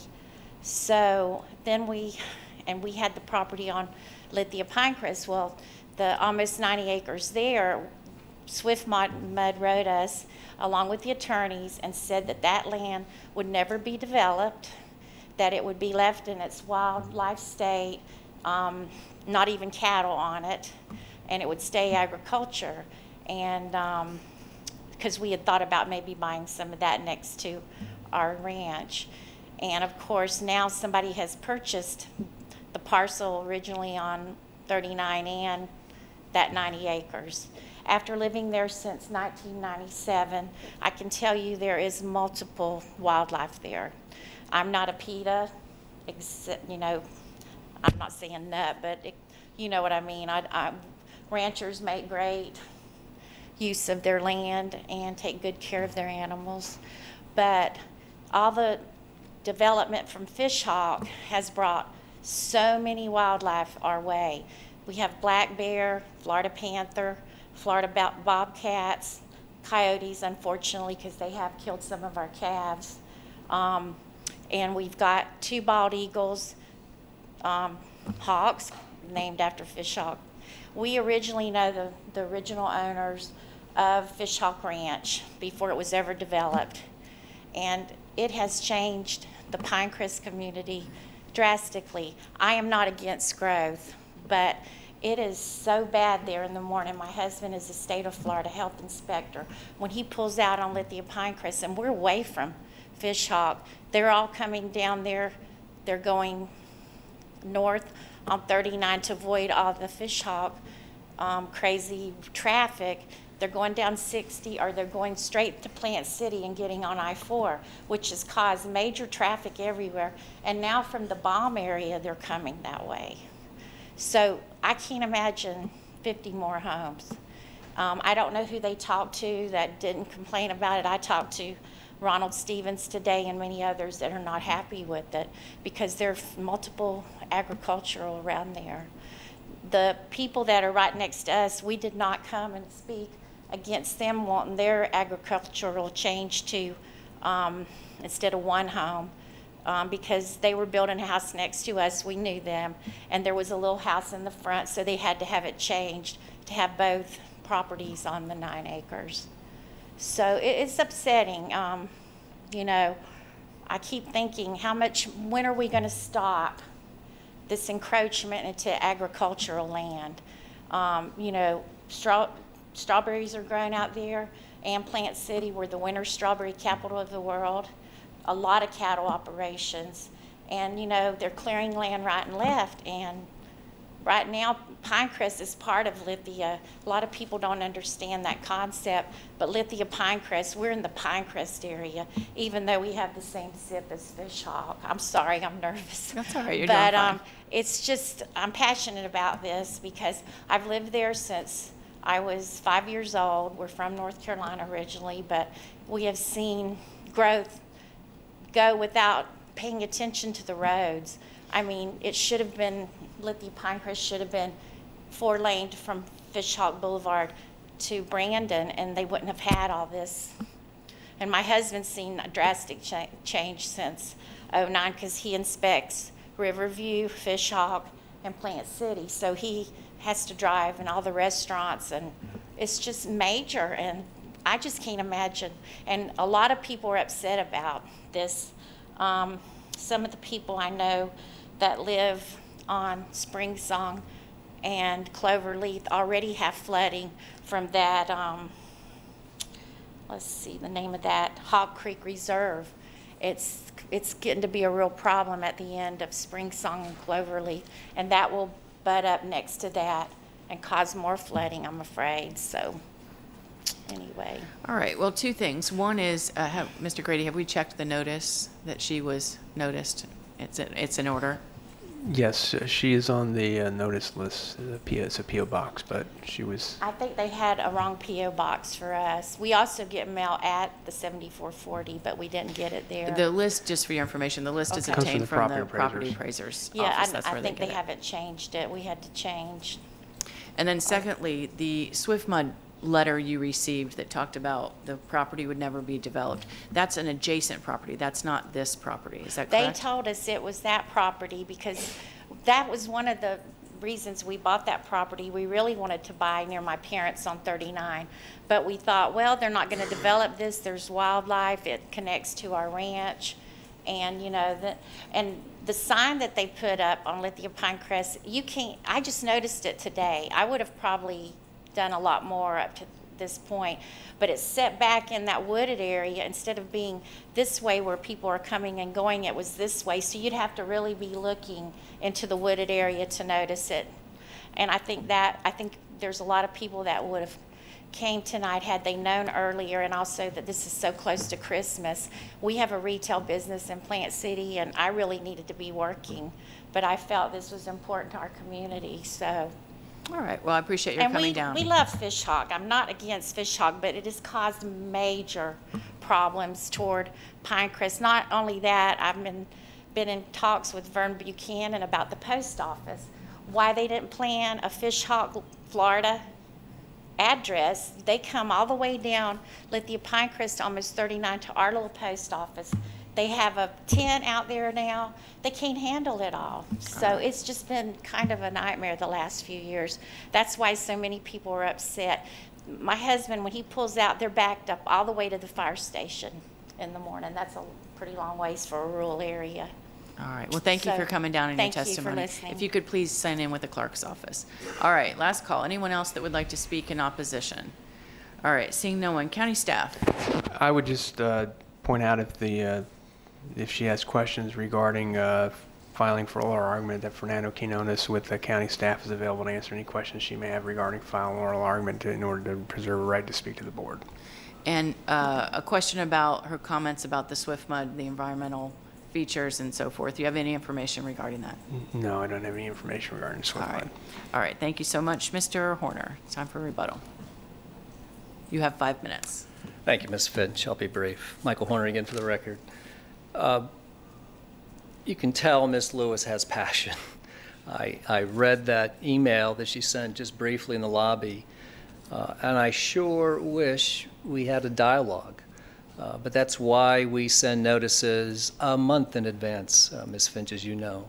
And that's why we broadened that notice list to 500 feet. If her address was not correct, I'm so sorry, but we have to go by that certified property appraiser's report address list. So, you know, on that notice, it makes very clear, please, any questions, there's my direct phone number, and at the bottom is my email. And again, we have not received one phone call or one email. Had Ms. Lewis or any of her neighbors, quite honestly, received that and called, we would have been more than happy to just sit down, have a cup of coffee, talk about our plans, and talk about those issues. So it's unfortunate. And you know, as you know, Ms. Finch, we don't send certified letters. They go out proof of mailing. I noticed her comments on the wildlife, and there's no question we have to go through that review. We have done a preliminary assessment. We are pleased that it was not a significant impact issue. There are some traces of wildlife. There's no question. It's 89 acres. But we will go through that process further as we have to, and we have to file those reports to the county. She did indicate that she did support her neighbor to the ASC 1 zoning district on 10 acres, and I think that was the right decision for her to make. Other people enjoy this area, and they want to have a similar experience. They love the community, they love the area, they love the rural lifestyle, and my clients want to offer that to other residents as well. In terms of the SwiftMud issue, if I can just clarify, Ms. Finch, Swift Mud cannot dictate controls except for property that they own. I'm sure you understand that. And at one time, Swift Mud did own this property. It was deemed surplus in 2013. So as you know, when a county jurisdiction property is deemed surplus, it goes to a open bidding process, and they offer it to other municipalities first. Hillsborough County refused to purchase this property for a number of reasons. We don't have to go into detail on that. The first sale was canceled by Swift Mud because there was a Tampa Bay Water easement recording. So that was put on hold for a while, and then Swift Mud negotiated the release of that easement with Tampa Bay Water. So then, once that was removed, then it was offered again in the market. There were 3 other sealed bids that were received, and my client filed the highest bid under the sealed bid process and was awarded the contract for that property. So he paid dearly for it. He outbid other property owners. He did not take it from Swift Mud. Swift Mud was gracious and received monies for it that went back to their efforts. But I want to make it very clear, there is no restriction of record. There is no requirement that my client can only farm this property and not build any houses.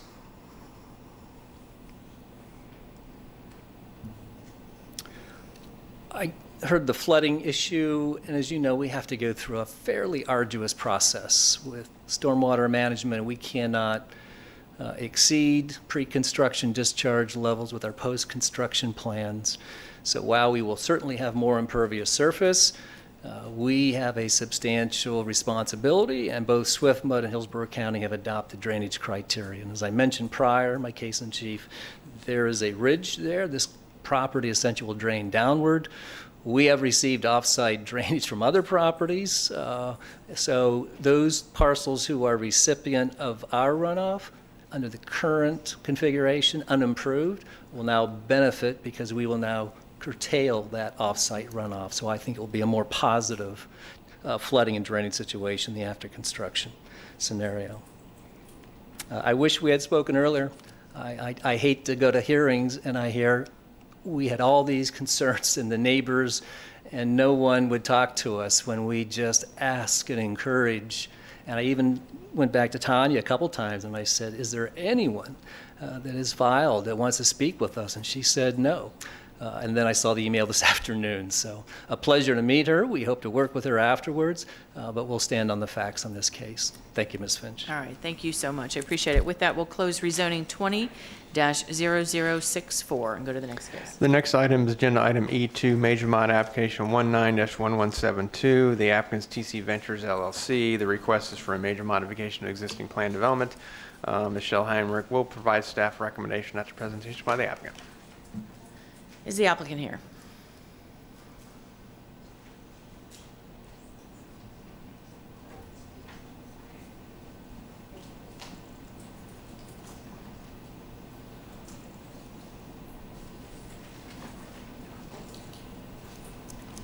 Good evening.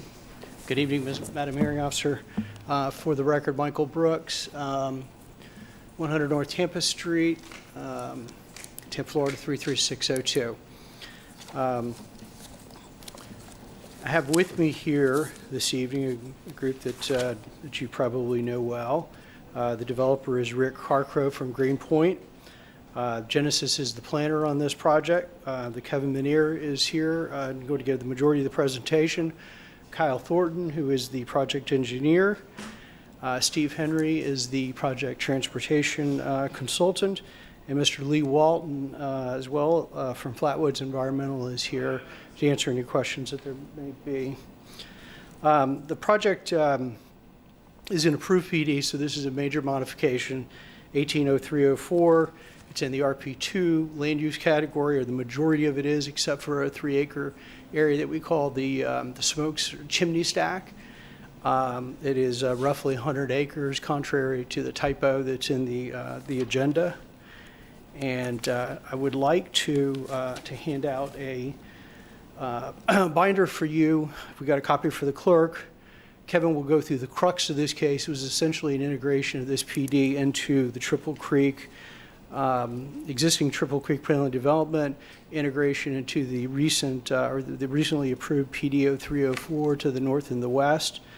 The request did at one point include a request to remove the commercial requirement from this project. And Kevin will go into some of the reasons, just the commercial in the general area. We have since retracted that. It became too challenging. With that, after Kevin's presentation, I will go through some revisions to the conditions that were really triggered by a couple unintended requests that we have, but changes that staff had requested, which they'll explain. So with that, if I may approach, and I'm going to turn the podium over to Kevin Menier. All right, thank you. Do you have copies for the clerk? Yes. Okay. Where's the rest of the graphics? Just basically the one.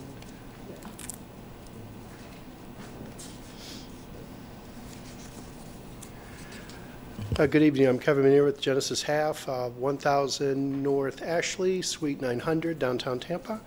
And I'm assisting TC Ventures in the potential development of this property.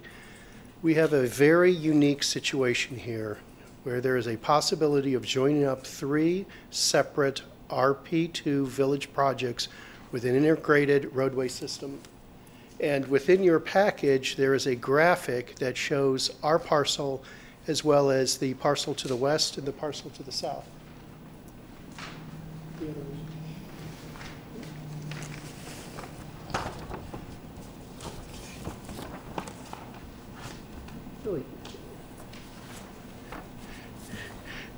This is the one I'd like to talk to most about tonight. As indicated with the graphic in front of you, the subject site is basically 3 areas with existing borrow pits, also called man-made lakes, within the east, and potential developable areas within the west. The third area is a 100-foot wide corridor connecting to Rodine Road to the north. Since this project was approved last year, an adjacent project to the west was approved.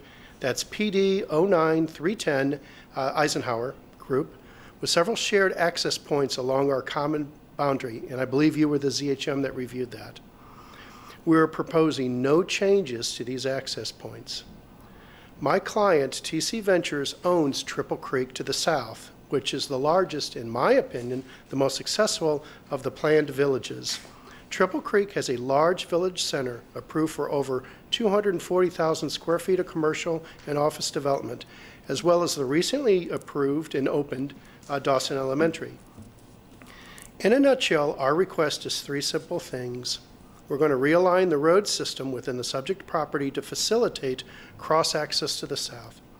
As part of that, the zoning line between the subject parcel and Triple Creek becomes somewhat irrelevant, especially along the south side of the borrow pits, and we intend to plat this area to maximize lot layout efficiencies, ignoring the zoning line, and we would just lay out a unified project from Triple Creek across to the southern edge of that lake, those man-made lakes. And we're proposing a condition that allows the lot lines to extend across the zoning line if necessary, when necessary, but with no increase in units within either this project or within Triple Creek. And our third request is to adjust the access points along the Triple Creek subject site boundary to better align with what we're proposing to do with Triple Creek. A companion minor modification providing for these access points has been filed, and it's our intent both will be heard at the same time as this, it will be heard at the same time as this petition at the February 11th Board of County Commission hearing. Tying in these 3 communities will provide a significant benefit to the surrounding community. It will provide a connection from Rodine down to Triple Creek Boulevard. It will provide better access to Dawson Elementary. It will also provide more customers for the Triple Creek Village Center. Again, it's approved for 240,000 square feet of commercial and office uses. And I have another graphic that I've got in your package that shows it is the closest viable commercial to the subject site. It's about a mile away to the south. However, we appreciate staff recommending approval. There were several other things that we were talking about when we first applied, relocating the commercial down to Triple Creek, other things. It turned problematic, and so we withdrew those portions. And so basically, the only three things that are in front of you tonight are the three things, that connections through Triple Creek, and realignment to the road network, and that policy allowing the lots to go across with no increase in number of units. But the key thing is that the only person that can do this project is TC Ventures, because they own Triple Creek to the south. Before then, there was no possibility of connection. So if TC Ventures doesn't develop this project, it basically, these two projects remain to the north, do their own thing, and then Triple Creek does its thing to the south. And if you have any questions or have any questions about the graphics, let me know. Just one, and that regards your reference to the companion application that's going. Explain that to me again. What is that for? Within Triple Creek, there are no connections to the north today. Oh, so this you would have tie to do it together. a minor mod to line up the arrows to the north and south. I But as see. of the moment, there are no connections between the two. So if Triple Creek's not approved, this doesn't get approved. I understand. Okay. And vice thank you. versa. Thank you so much. I appreciate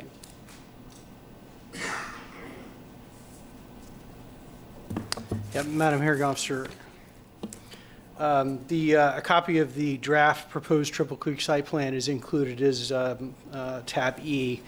That has not been fully vetted by staff, but you can appreciate the change in or the addition of the cross-access points there.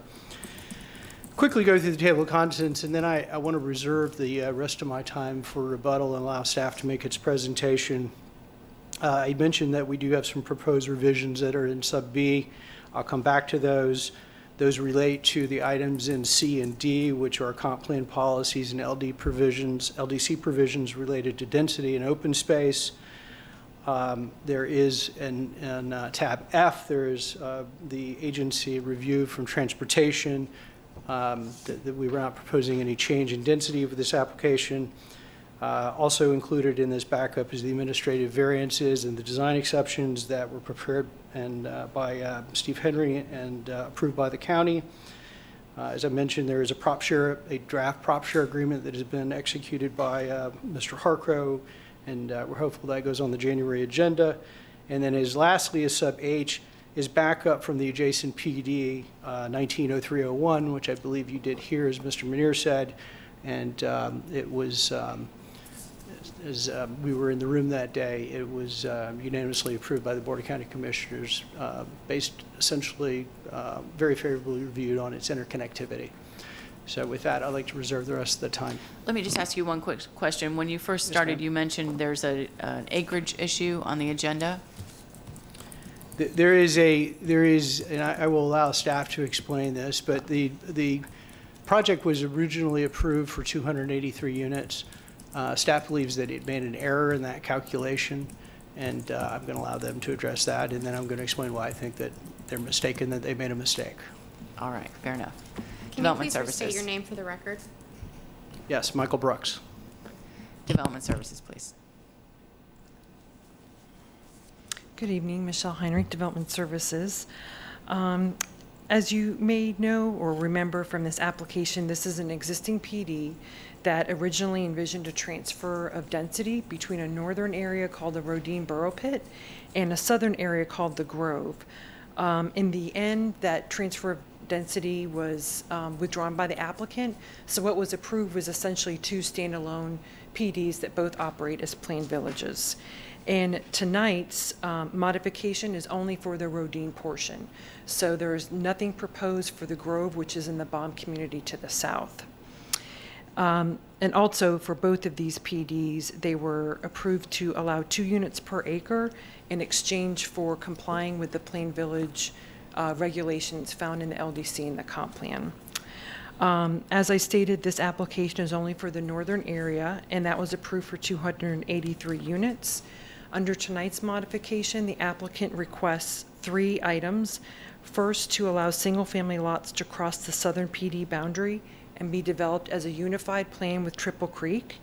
Secondly, to modify the internal circulation system, and to do that, what they're proposing is the central north-south road that previously ran between the 2 Borough Pit areas They're proposing that to move westward. And then the southernmost east-west road close to the southern border is planned to extend eastward a bit further. So those are the modifications to the internal road network. And lastly, to adjust the cross-access points along the southern boundary to again align with the unified plan that's proposed with Triple Creek. And notwithstanding these changes, transportation and development services staff feel that it still maintains internal and external connectivity, and we did not have any concerns with that.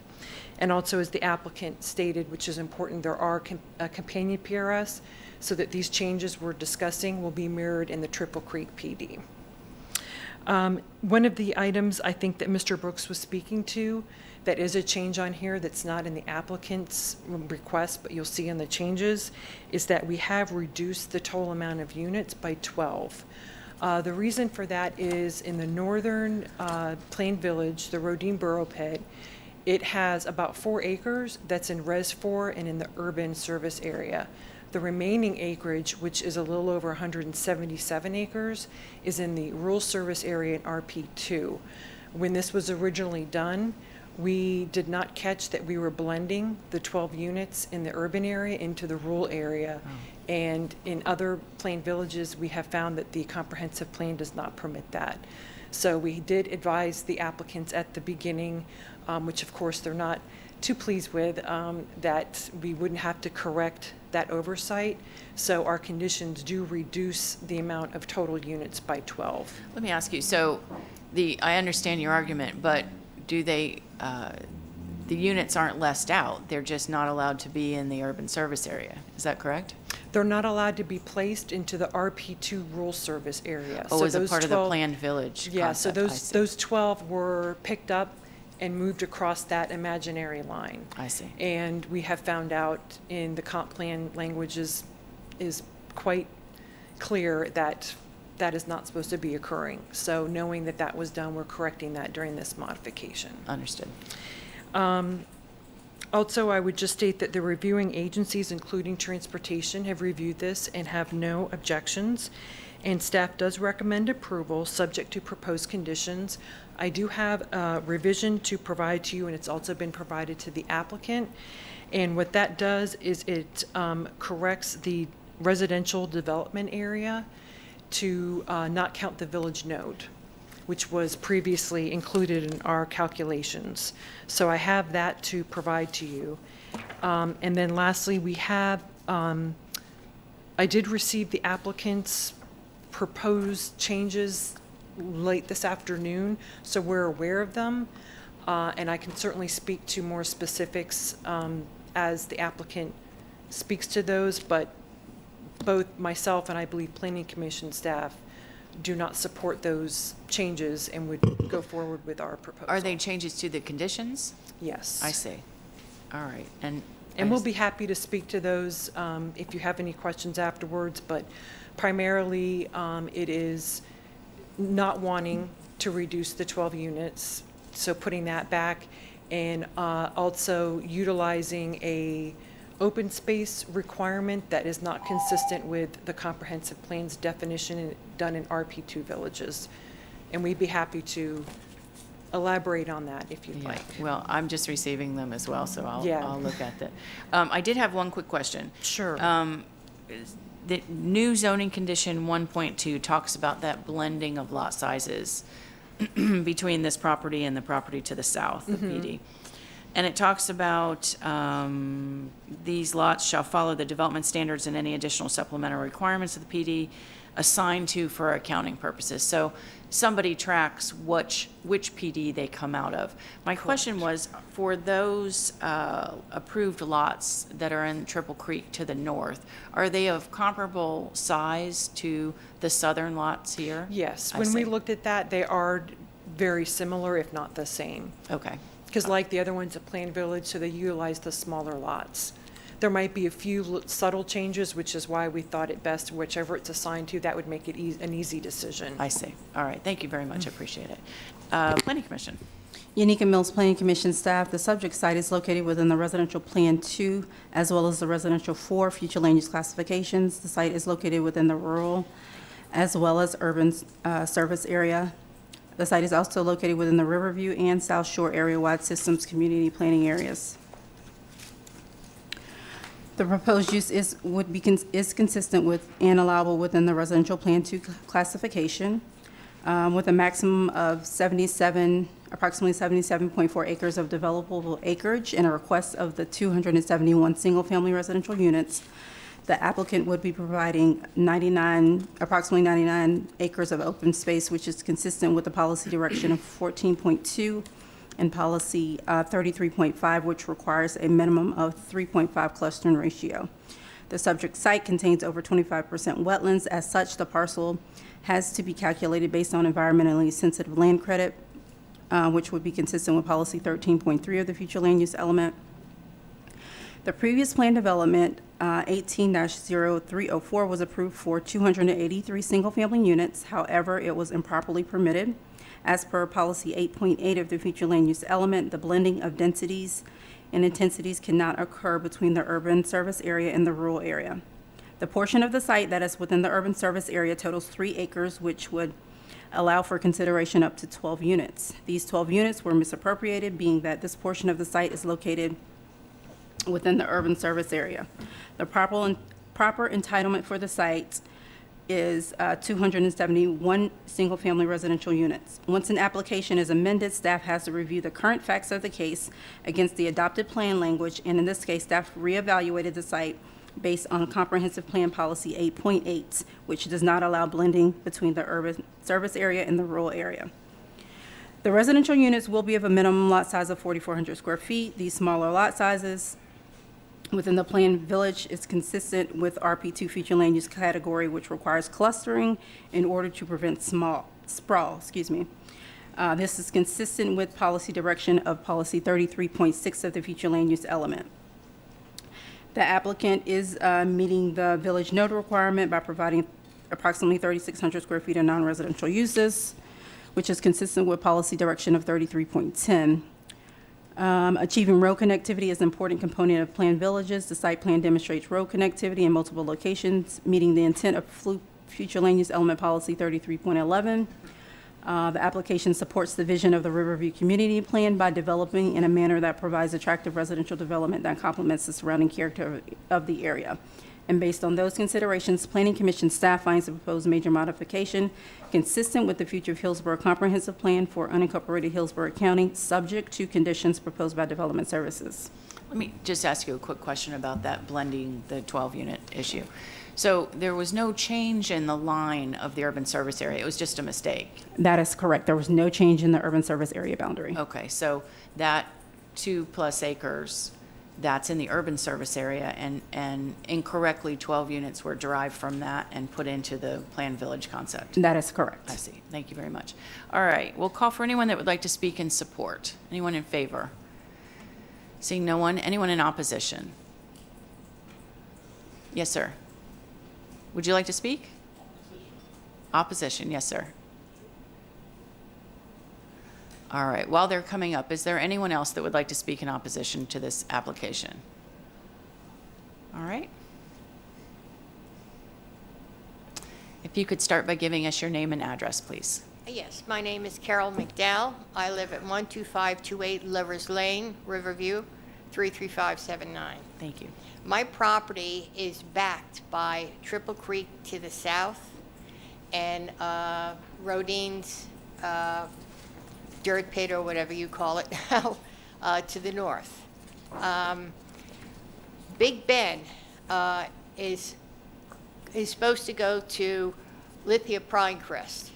Okay, it is you just can't drive in the area anymore, and the streets, forget it.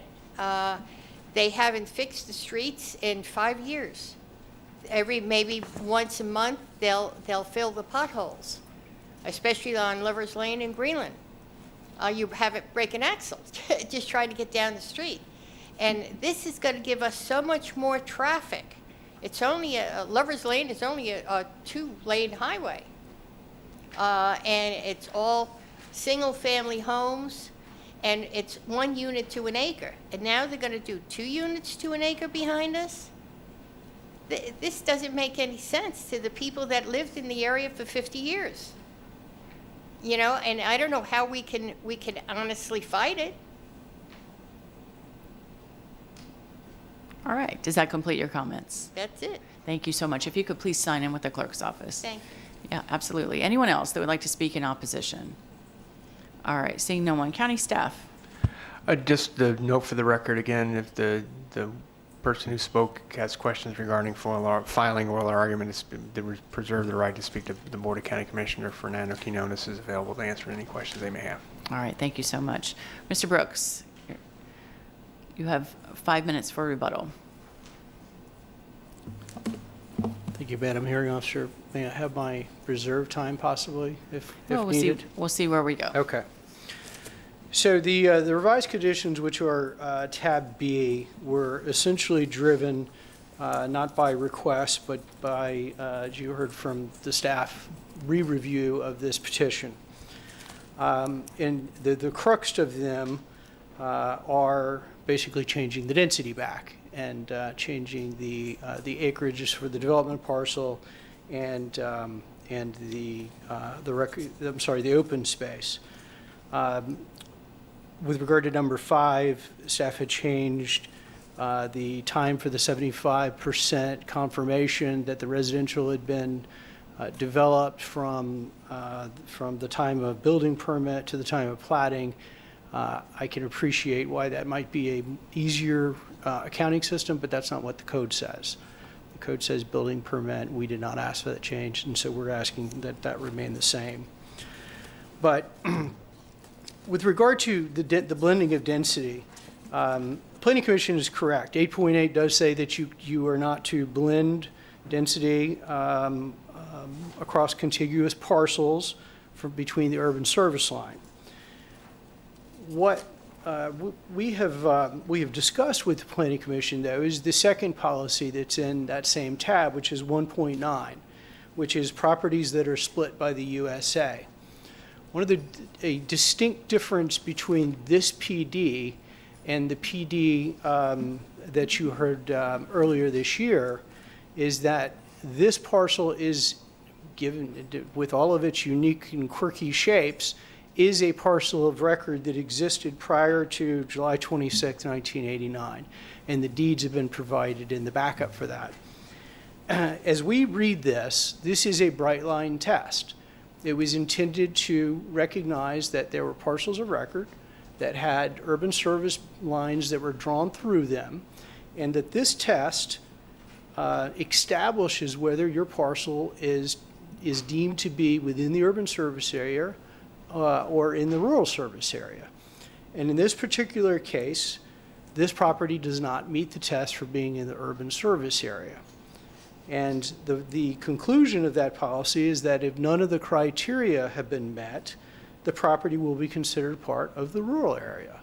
And so based on that, it was our reading and in fact our understanding of vesting law, and the reason that you have provisions like this for properties and configurations that existed prior to the comprehensive plan is that this, again, provides a bright line test. When you apply this, whether you think of this as the boundary moving around the parcel or disappearing across the parcel, however you get there, the parcel becomes either one or the other. You don't get a split scenario the way you do, say, and again, with an assemblage where you're not dealing with this unique situation. I've also included some backup from the most recent amendment to 8.8, which was a change that confirmed that you can't blend across right-of-ways, and that was 12-23. I mean, one of the things that 12-23 tells us in the Planning Commission's own report is that the purpose of 8.8 is to ensure compatibility. This is a case where we're moving 12 units, and Madam Hearing Officer, in all due respect, while it may seem like a few amount of units, it is a considerable, it's a considerable value considering that there is a roadway being built all the way from Rodine down to the developable area of the parcel. And so those 12 units have significant value to, and were a material part of the deal when Mr. Harcrow put this property under contract. Lastly, there are additional comprehensive plan policies that we've added for your consideration, essentially that deal with the value of having urban density. I mean, if the Planning Commission's position is correct, we have just thrown urban density onto the ground. There's nowhere to use it. And so if you move it down into the RP2, into the development pocket, closer to Triple Creek, there is nothing incompatible about that. And so for all those reasons, we think 1.9 is the way to go here. And you've got two policies that we believe that 1.9 applies, and Planning Commission believes 8.8 applies. So the property, the subject property is in the same configuration, size, shape as it today as it was prior to July 26th of 1989? That is correct, Madam. All right. So let me just stop right there and have the Planning Commission weigh in on Mr. Brooks' assertion regarding this policy. The applicant has brought this to our attention, but there has not been any evidence that's been submitted to the Planning Commission to prove that the site was there since 1986, to take it through all of these bullet points to see that it actually is. Now, I understand he submitted this document here at the hearing, which presumably has backup information in it that none of us have seen. Okay. Is that something that you would take back to the Planning Commission and consider, that perhaps a continuance or something might be in order if you're trying to resolve this issue? Madam Hearing Officer, while these deeds were, the second deed was not part of the original submittal, in multiple conversations with the Planning Commission, they made it very clear that they did not believe that whether this was a parcel of record or not, that it superseded 8.8. What is the right deed? The second deed is the one that gets you back prior to 1989. Oh, that Yeah, gets right. behind that time. Right. I see. So I don't, my conversations with the Planning Commission don't lead me to believe that we're going to have any different conclusion. So there's no benefit from, in your opinion? I mean, you can ask the Planning Commission, but I think they were very clear about what their opinion was. Ms. Mills, is there, do you think there's an opportunity to review additional information that might change the Planning Commission's position on this issue? I do not. Based on 8.8, to me, that policy clearly reads that you can't blend between the urban and rural area. So, all right. And we've had multiple conversations with the applicant regarding that. And also, you've had conversations with them about policy 1.9? Yes, as well. We've had a conversation about policy 1.9. Okay, fair enough. All right. Well, go forward then, Mr. Brooks. Okay. I'm not personally aware of 1.9 ever having been involved in a case that I have worked on. It's a very unique policy, and I have given examples of if it were reversed. I mean, would we require the extension of public services into what would otherwise be a rural area with rural density? It's a conclusion that I can't quite seem to round that square. And this issue obviously didn't come up as a part of the original zoning because the units were assigned. As part of the original zoning, I'm When sorry? the original plan development zoning, this issue wasn't raised at that time. Well, that's an interesting question. I mean, I believe Mr. Scrolla heard this case. It was remanded at least a couple times. There were at least 2, maybe 3 staff reports. It was analyzed to death, and the recommendation from both staffs were 283. And as I said, Mr. Harcrow relied on that. We were somewhat taken aback when this became an issue. All right. And if I could, while you were, the other issue regarding the timing, let me go back to your changes of conditions regarding the building permits versus the plating issue. Remind me which. Let's see which condition that is. Yes. That is. Condition 5. Yeah, condition 5, and that is, Madam Hearing Officer, you refer to 50402 sub D, that talks about 75% at certificates of occupancy. All right, let me just ask staff for a minute on that. Mr. Grady or Ms. Heinrich, what was the reason for the change of that?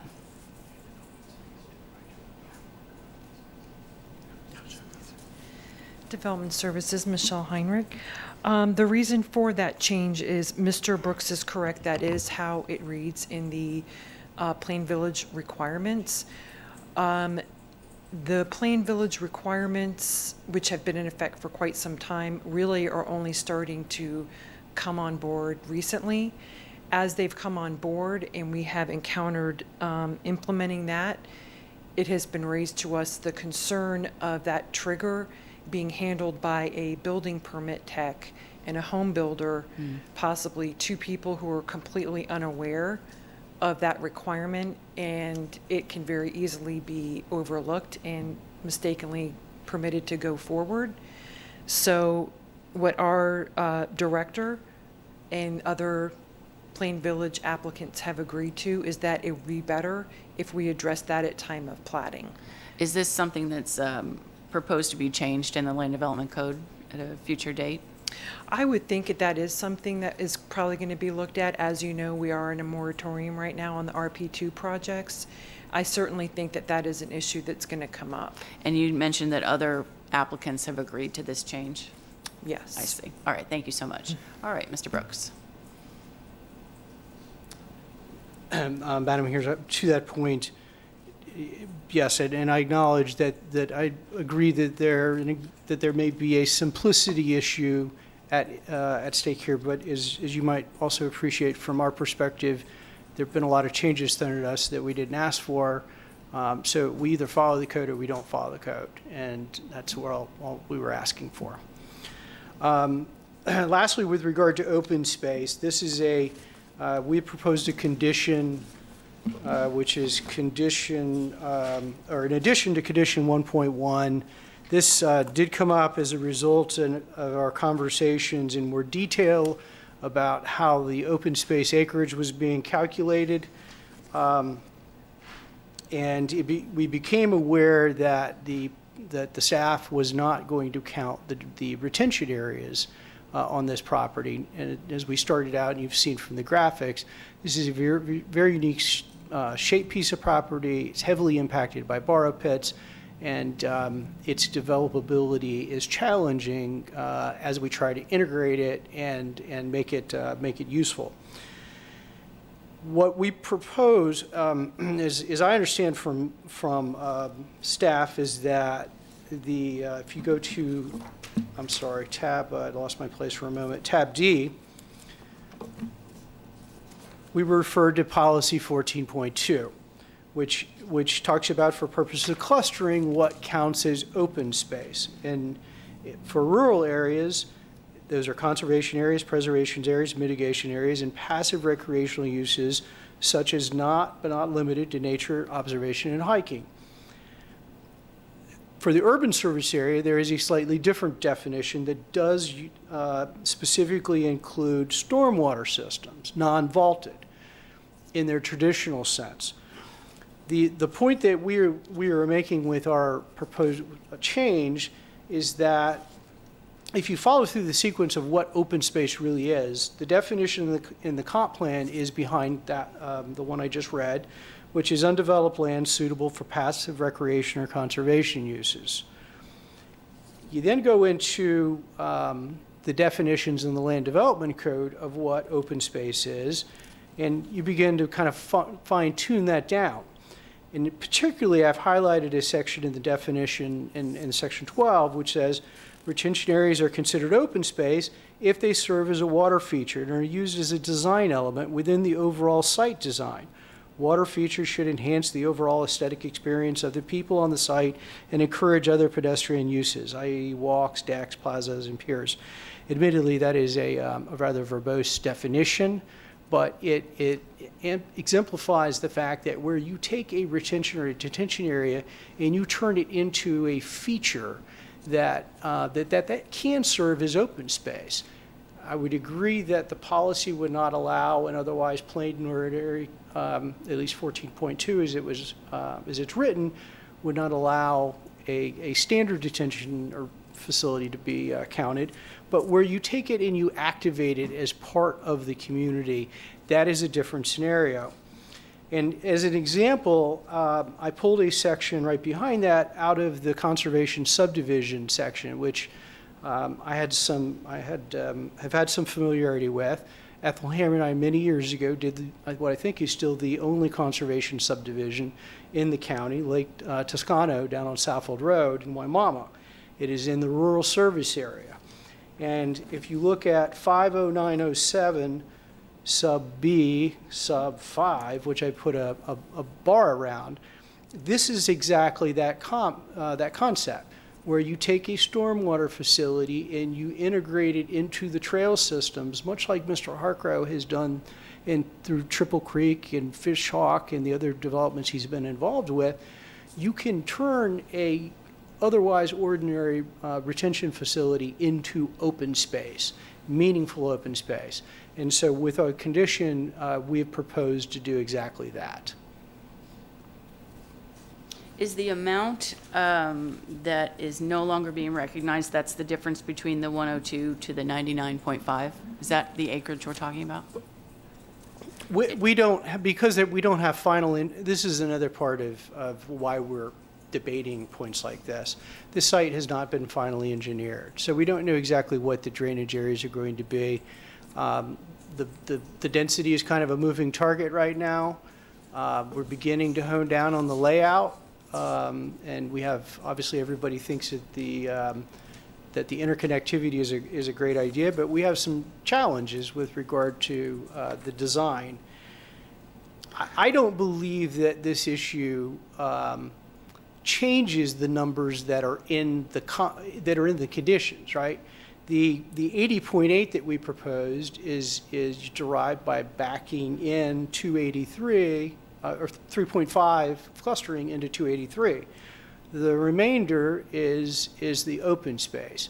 And so all we have said with regard to that condition that we've added to 1.1 is that part of the open space should include a retention facility that has been activated in the way that condition provides. I see. So I'm just catching up. So the reference in condition 1.2 to comp plan policy 14.2, that's your contention that it's different in that it qualifies, that policy distinguishes between the rural and the urban service area, leaving that retention out. In fact, that's a great point, is that the reason for what might otherwise be thought of as a late addition is that when policy 14.2, we began to look at that and talk to staff about what that meant, we began to realize that they did not believe that drainage facilities fell within that definition. Right. I get it. So we clarified that.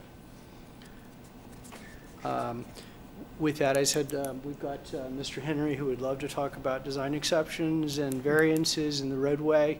But obviously a key component here that Kevin touched on, not only the interconnectivity, but the ability to get, as an alternative means, from Triple Creek Boulevard to Rodine Road without going out to Ball. And that is going to be a significant benefit to Dawson, which is the existing school in Triple Creek, a potential school that will be off Rodine Road in the adjacent PD, all of which will provide a roadway network that then interconnects that entire area. And for the record, I just want to ask you that there are no increase in units from what's already approved in either project. Is that correct? No, ma'am. And in fact, good questions with regard to the blending provision. This is something that we've used in other PDs, and you may have seen this. Little Harbor was an example of where we took this language and massaged it a little bit. But same concept where you have two PDs that are adjacent, but the lots blend. You just have to choose which side it goes on, and the development standards go with those. Understood. Ms. Heinrich, did you have something you wanted to add? Is that to the point of the retention issue? Yeah, I was just being available if you had any questions or if you wanted staff comment on that. Just while you're here, I apologize for interrupting that flow, but the reference to 14.2 makes a distinction between the rural service area, and perhaps it's more appropriate to the Planning Commission, but makes it, and you can weigh in as well, makes that distinction, but this is in the rural service area for the most part, correct? Correct, and that's where all of these numbers are taken from.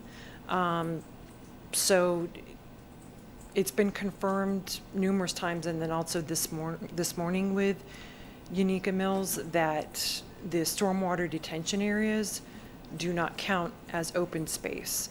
As we pointed out, these stormwater areas, if we were to utilize them also as open space, then they would be used for both density and open space. So I believe that is most likely the reason why it is excluded in the rural service area and in the planned villages, which are in the rural service area, because the purpose is to create an overabundance of open space in exchange for a maximum density, which will be compatible with the surrounding areas, which are also low density because they will be internalized and clustered. So I understand Mr. Brooks's reasoning for this type of condition. However, the planned village requirements, which he's asking to adhere to in the comp plan language, is what guides us to keeping the condition as it is. And I will note that it seems like some of this conditions from the PD to the west of them, which we did create, which spoke to the vistas for the lots. It wasn't to provide them with more open space. All right, thank you so much. Thanks. Ms. Mills, I'll give you the last word on Right. that issue. I was just going to agree with Michelle. Everything she said was correct. There is a distinction between the rural and urban service area as far as what can count towards stormwater, as open space. All right, thank you so much. Mr. Brooks? We've kind of gone off a field, but because these issues were raised at the last minute, I've got to allow the staff an opportunity to weigh in. So if you could conclude your rebuttal, however you see fit. Yes, I wanted to make clear for the record that while there is an RP2 moratorium, this particular project, and you may know this, Madam Hearing Officer, this project was filed prior to that moratorium being filed, and then the moratorium was subsequently reduced to just the Balm area. So this is both not covered and now no longer within that area. Just wanted to clarify that for the record.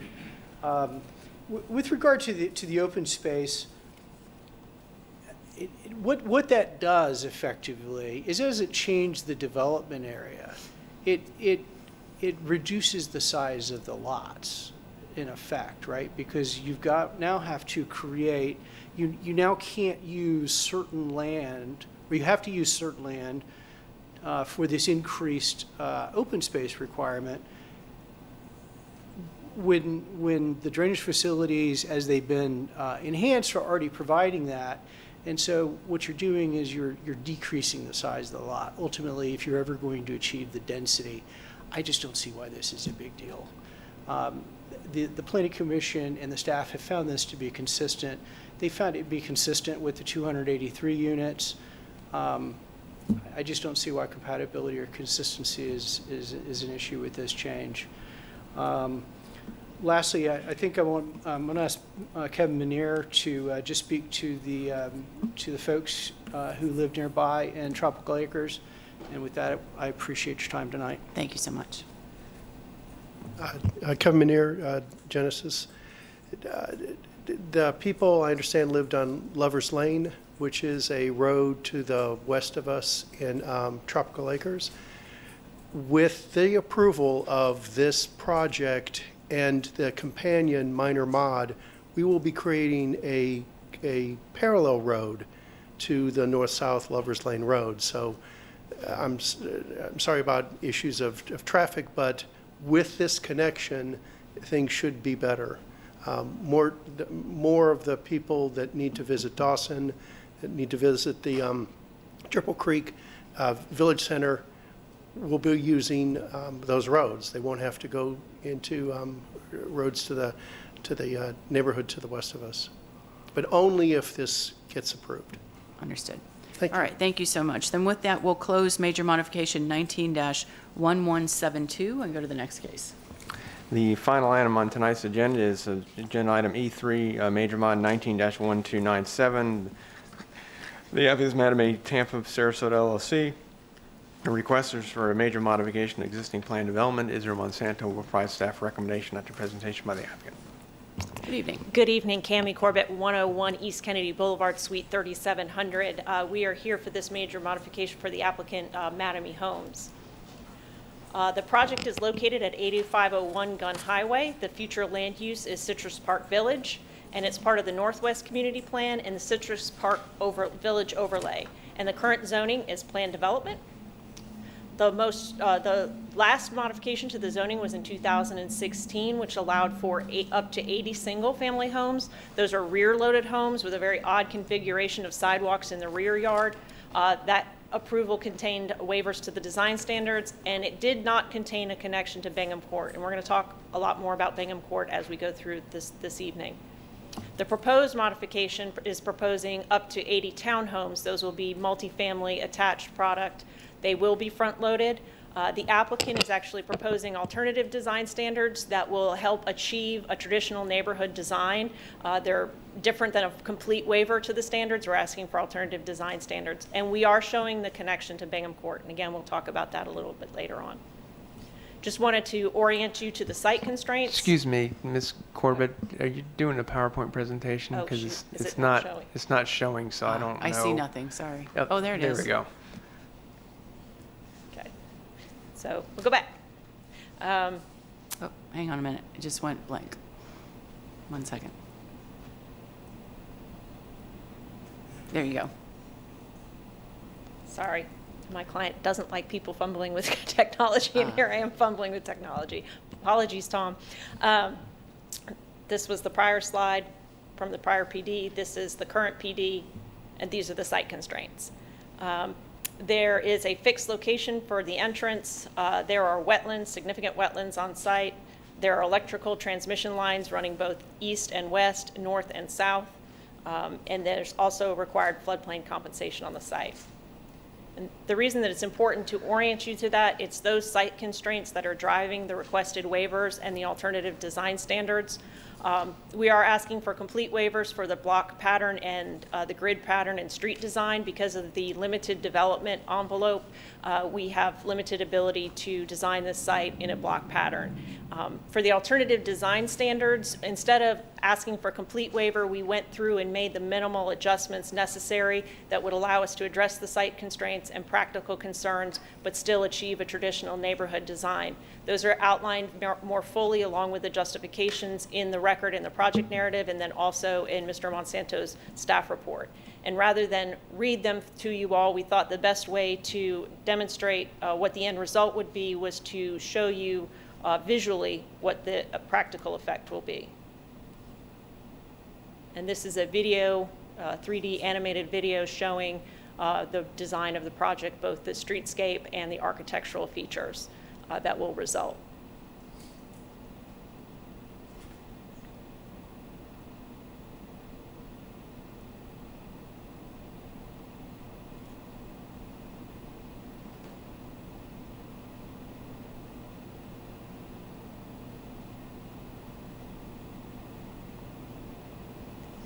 And that's, and then these are just some stills of the similar product we included in case the video didn't work.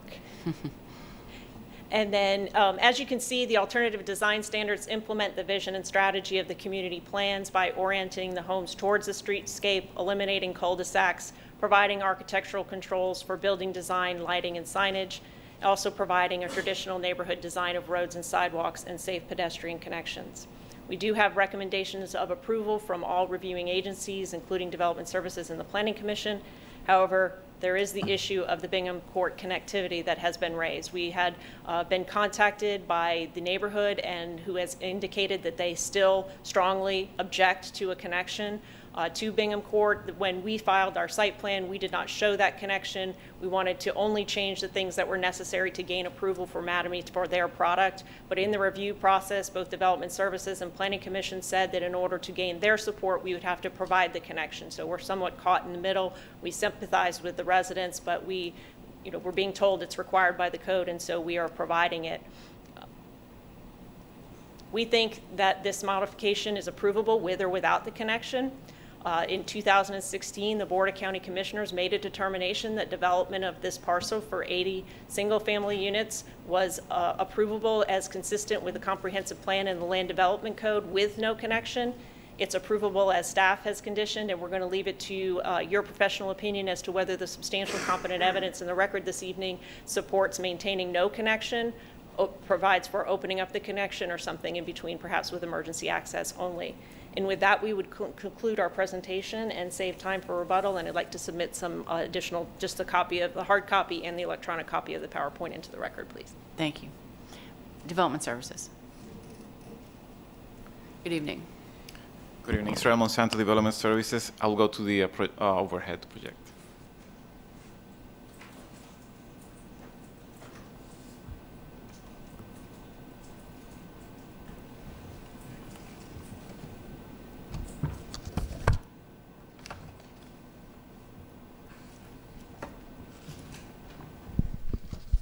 Before I start, I will hand out a revised staff report. You will have condition number 9, transportation conditions, being slightly updated. There were some tweaks made to it for clarification purposes. I'm going to hand this out.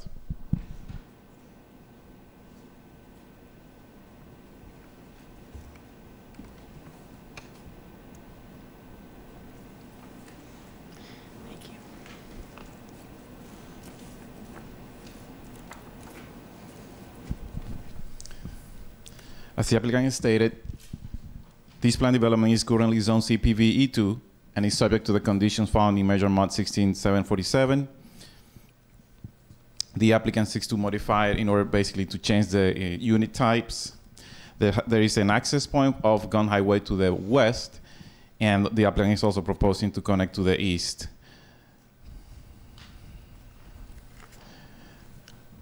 The subject site is in the Citrus Park Village sub-area E, which requires a development of a well-balanced, vital, pedestrian-oriented traditional village that can support a variety of residential, commercial, offices, and civic uses.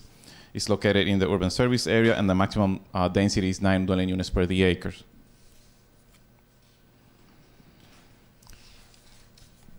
As also stated, the PD today is approved for a maximum of 80 detached single-family units. The zoning hearing master and the board did not require the connection to Bingham Court to the east, although Development Services and Transportation staff and the Planning Commission required it at the time of the rezoning in 2016. Waiver from the Citrus Park Village development standard found in the Land Development Code 310 were also requested as part of that major modification, and they were approved. Some of those waivers were to place the porches and stoops to the back of the building, and there is an approved alleyway in the back. So these are rear-loaded products.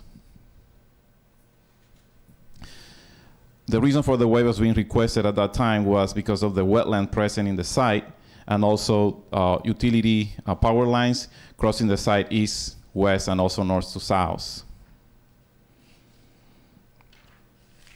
The request today will basically, in essence, change the residential units from detached to attached. The number will remain the same, a maximum of 80 units.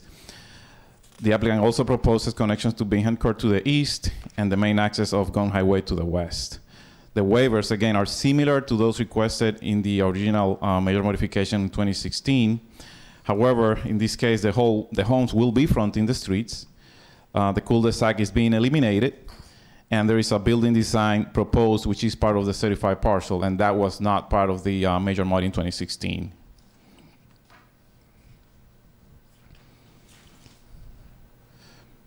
The project will be consistent with the design depicted in the general plan, which is also going to be certified.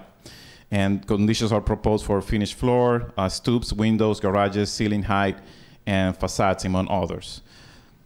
The roads will be private, but they will have a public easement, so the county and the public have complete access to those roads. There was the road will be less than 50 feet in width. Therefore, the applicant submitted a design exception, and the county engineer approved it after review of the design exception.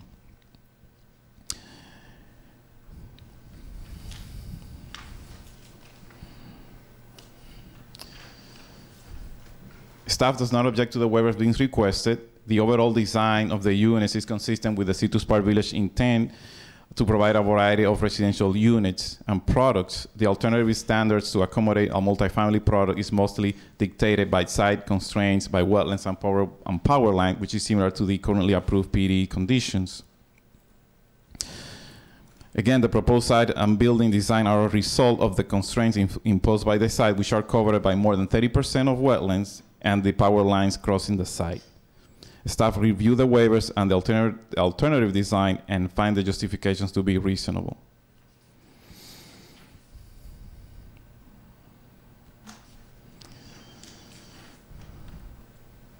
The Bedford Place Homeowners Association has submitted a letter in opposition stating the same concerns brought up in the 2016 major modification. Additionally, Development Services has received other letters from residents of the subdivision to the east.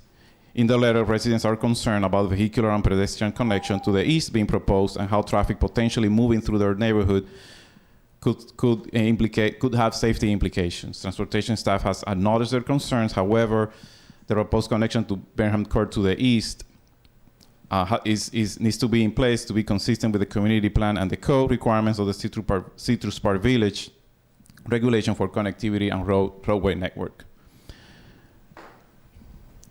The applicant has proposed a road design that would address some of the concerns presented at the major mod in 2016.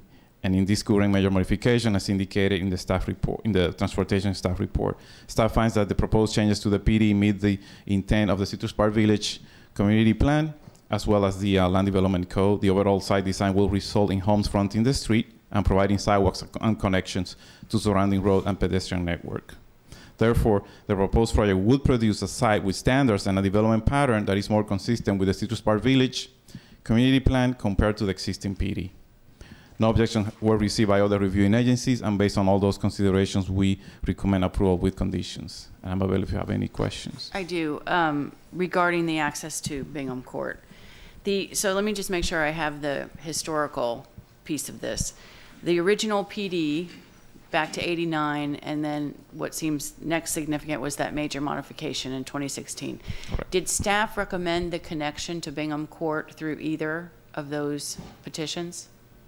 The original PD in 89 was approved for I believe, a nursery, planned nursery, commercial uses. Now, when it came to the major mod in 2016, that was the first time that connection was proposed. All right. And did staff recommend the access then? Yes, staff, Development Services, Transportation, and the Planning Commission found that connection to be necessary. And then both the zoning hearing master and the board said no to Correct. that access based on probably the residents' concerns. Yes. Also, if you will go through the record, the zoning hearing master found in his findings reasoning why not to require that connection to the east. In the 2016 modification? Correct. All right. Yes. Fair enough. I'll read that. All right. And what is the position, maybe you want to defer to transportation, but what is the position on having that be an emergency access rather than a full access point? Right, transportation condition came from, Aya Yassini from transportation staff. If you want, you can ask that question directly. Good evening. Good evening, Madam Hearing Master. My name is Aya Yassin with Development Services Transportation. I have an updated transportation report with updated conditions, and I noticed that the ITE code number that was included for the proposed zoning for trip generation was just incorrectly, but the right code, the right ITE land use code for the trip generation was used. However, it was just reported incorrectly in the report. All right. And the issue about access to Bingham Court, you're recommending the connection? We are recommending a full connection. at the least an emergency connection. Initially, there were raised of the speeding, and therefore we proposed some speed reduction features to the road with that connection, so that it will speed chicanes to reduce the lanes from 2 lanes to 1 lane, so that the cars will definitely slow down. All right, thank you so much, I appreciate And it. it's included as one of the conditions that the new conditions that we proposed. Perfect, if you submit it into the record. Terrific. All right, Planning Commission, please. Unica Mills Planning Commission staff, the subject property is located within the Citrus Park Village Sub-Area E, Future Land Use Classification, the Urban Service Area, and the Citrus Park Village, as well as the Northwest Hillsborough Community Planning areas. The proposed request for townhomes is an allowable use and is consistent with the Citrus Park Village Sub-Area E Future Land Use Classification. The approximately 23.81 acre property is comprised of 7.62 acres of wetlands and 16.19 acres of uplands. The site is comprised of more than 25% wetlands. Consequently, the subject property's allowable maximum density would be 182 units, which would be consistent with policy 13.3 of the future land use element. The application states achieving a density greater than 80 units would significantly impact wetlands. Planning Commission staff agrees that a density greater than 80 units would have an adverse impact on environmental features on the site, and that application meets the intent of policy 1.3 of the future land use element. The site plan for the proposed project shows connection points to Gunn Highway to the west and Bingham Court, the development to the east. This satisfies the vision and intent of the Citrus Park Village Community Plan, as well as the Northwest Hillsborough Community Plan, which speaks to requiring new development to be designed with a continuous local network of roadways characterized by short blocks with minimal use of cul-de-sacs. And based on those considerations, Planning Commission staff finds the proposed major modification consistent with the future Hillsborough Comprehensive Plan. All right, thank you so much. Is there anyone that would like to speak in support? Not yet, not yet. That's okay, that's okay. Eager. All right, anyone that would like to speak in support? All right, seeing no one that wants to speak in support, now we'll call for people that want to speak in opposition. If you could go ahead and come forward. While he's coming up, is there anyone else that would like to speak in opposition? Yes, if you could go ahead and come forward, it speeds up the process. Yes, sir, if you could start with your name and address. Excuse my attire. My name That's is all right. Maurice Johnson, Burkford Place resident, 7730 Cedarhurst Lane. My property is right there on the corner of Bingham and Cedarhurst. As a personal plea, my goal here is really to preserve my value of the home and also the serenity of the community. This connection absolutely serves no convenience and it doesn't benefit anyone. What I mean by that is, as it relates to that outlet, if you're coming from this new community, as it relates to this particular outlet, you only have one direction to go in, and that's towards Odessa. Outside of that, it is not convenient to get to Sheldon. It's not convenient to get to the Veterans Expressway. It's not even convenient to get to Citrus Park Mall. It serves no purpose to make it a major roadway at all.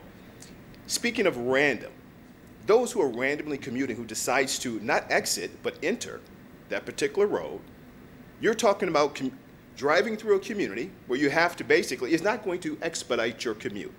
So you're talking about driving through a community. Burkford Place has several speed bumps before you get to a stop sign. And if you do decide to take this route, your only option is going left because there's no point for you to go right, considering if you're on Gunn Highway, you're keeping straight anyway. So opening this up to the, to traffic, it's just, number one, is going to affect the community.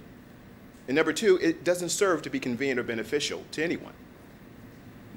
That's my argument. Thank you for your comments. If you could please sign in. Next, please. Good evening. Hi. My name is Sharon Secretan, and I live at 7707 Bingham Court.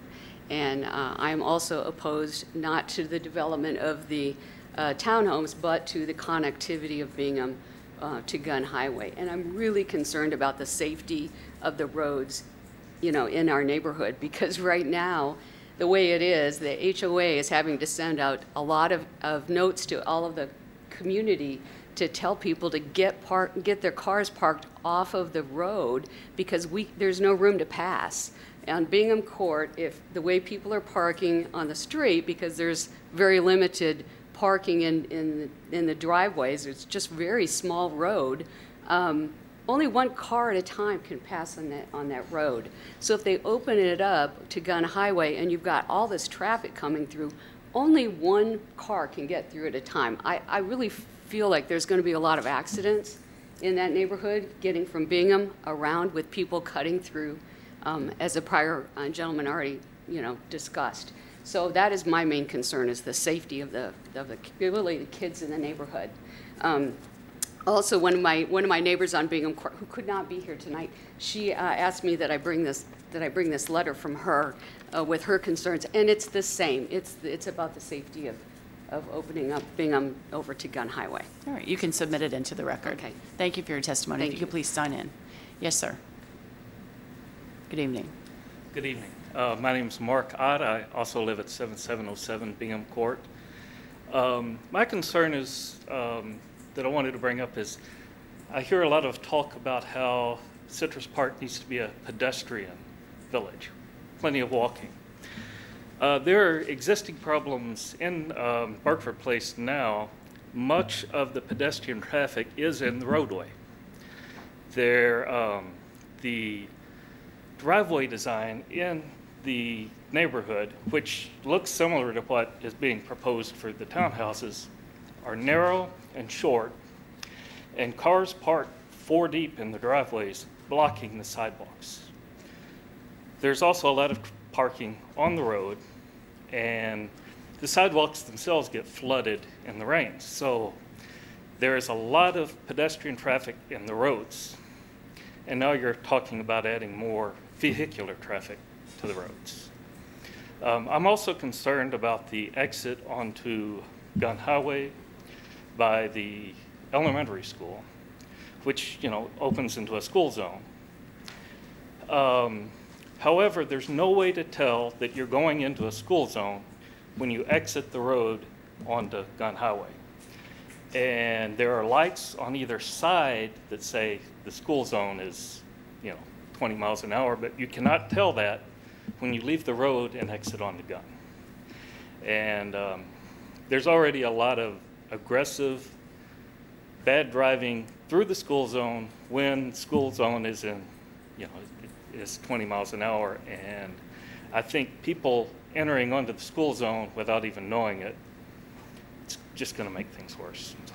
That's all I had. Thank you for your testimony. If you could sign in. Yes, ma'am. Good evening.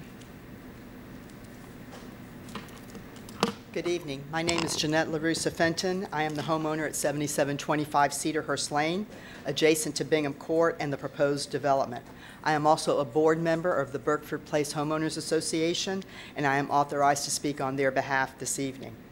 I am speaking in strong opposition to Major Modification 19-1297, and specifically against the opening of Bingham Court.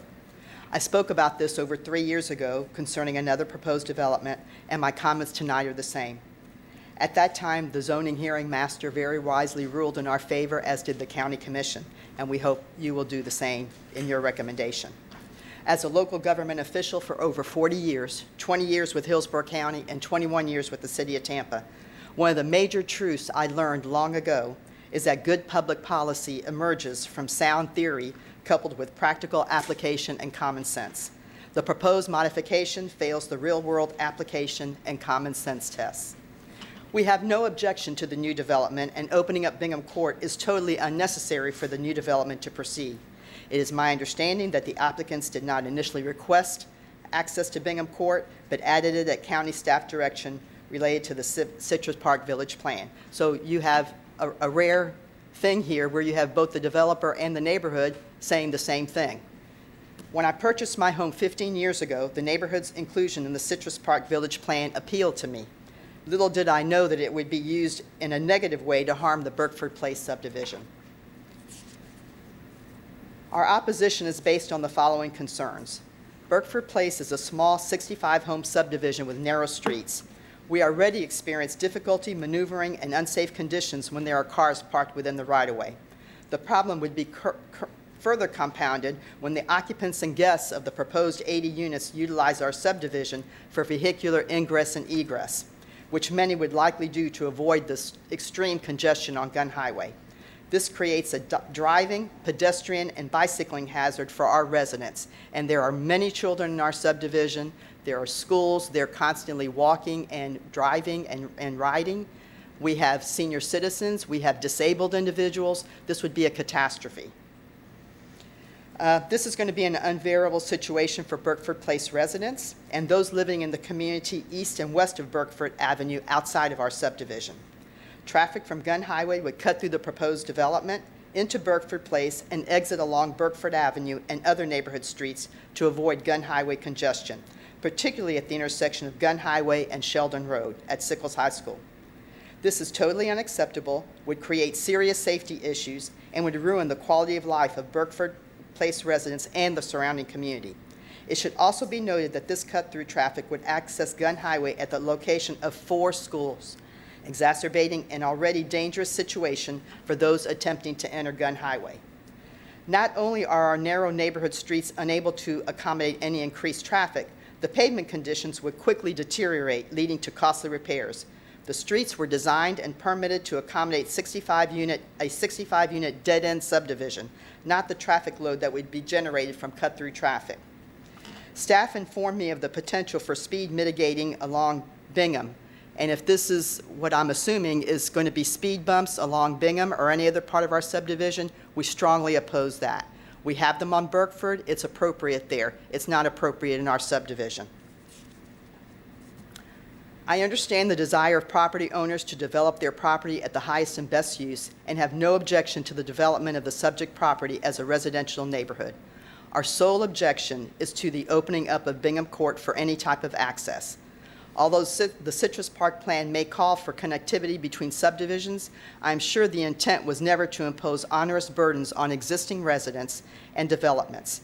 As for multiple access points for emergency vehicles, opening Bingham will not likely accomplish this, as we already have a problem in Burkford Place with vehicles parked in the right-of-way that currently limit large emergency vehicle access.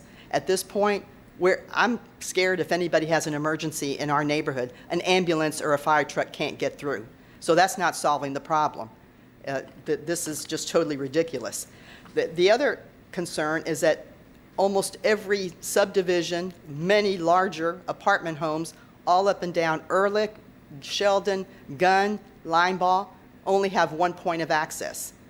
It's rampant all over, and these are new developments. So I don't think that should be imposed on our neighborhood when it's not being imposed or enforced to anyone else. I strongly urge you to waive any connectivity between the proposed new development and Burkford Place, not open Bingham Court, and make this a condition of development of this subject property. Thank you. Thank you. You could please sign in. Yes, ma'am, did you want to speak? All right. Good evening. Hi, my name is Simone Johnson. I live at 7730 Cedarhurst Lane. I'm in the 33625 zip code. I actually live at the connection between Bingham and Cedarhurst. When we built our home there, we built it with the intention of raising our children there. Conditions were poor then. My children have never been able to walk to school. They're 16 now, and the thought of them walking through any of those areas scares me to death. I argue back and forth about that. So now having more traffic coming through, even with the proposed speed bumps, which will probably damage the struts on my car, with the proposed speed bumps isn't going to help in any way. These homes can be built without that Bingham connectivity, and I highly recommend that we do. Thank you so much. If you could please sign in. All right, then we'll close opposition testimony and go back to county staff. I would, again, just note for the record that if any of the folks who spoke tonight have questions regarding filing a oral argument to speak to the Board of County Commissioners, Fernando Quinones is available to answer those questions. I think Transportation would like to add some comments. All right.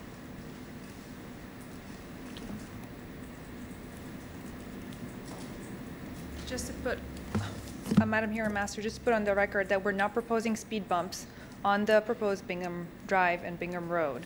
We are proposing chicanes, which are basically ways to narrow the road into, instead of 2 lanes, 2 through lanes, into 1, so that actually the cars have to slow down, almost like stop for each other to have it only as 1 lane. And that way, but we're not proposing speed bumps in the proposed project. All right. Thank you very much. To further clarify, we're talking about within the project of the rezoning, not within the subdivision that these folks live. That's Right. that's where those changes will be made. Where that facility is planned, but then the connection is still proposed. Yes, correct. Yes, understood. All right. Then we'll go back to the applicant, who has 5 minutes. Yes, I'd like to ask Steve Henry, our transportation engineer, to come up and address some of these issues. Thank you.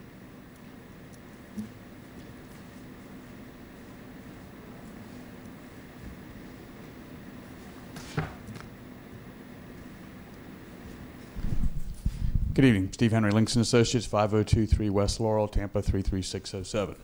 I wanted to address the issues on the cut-through and what we're doing. For one, as indicated, we didn't propose the connection to Bingham.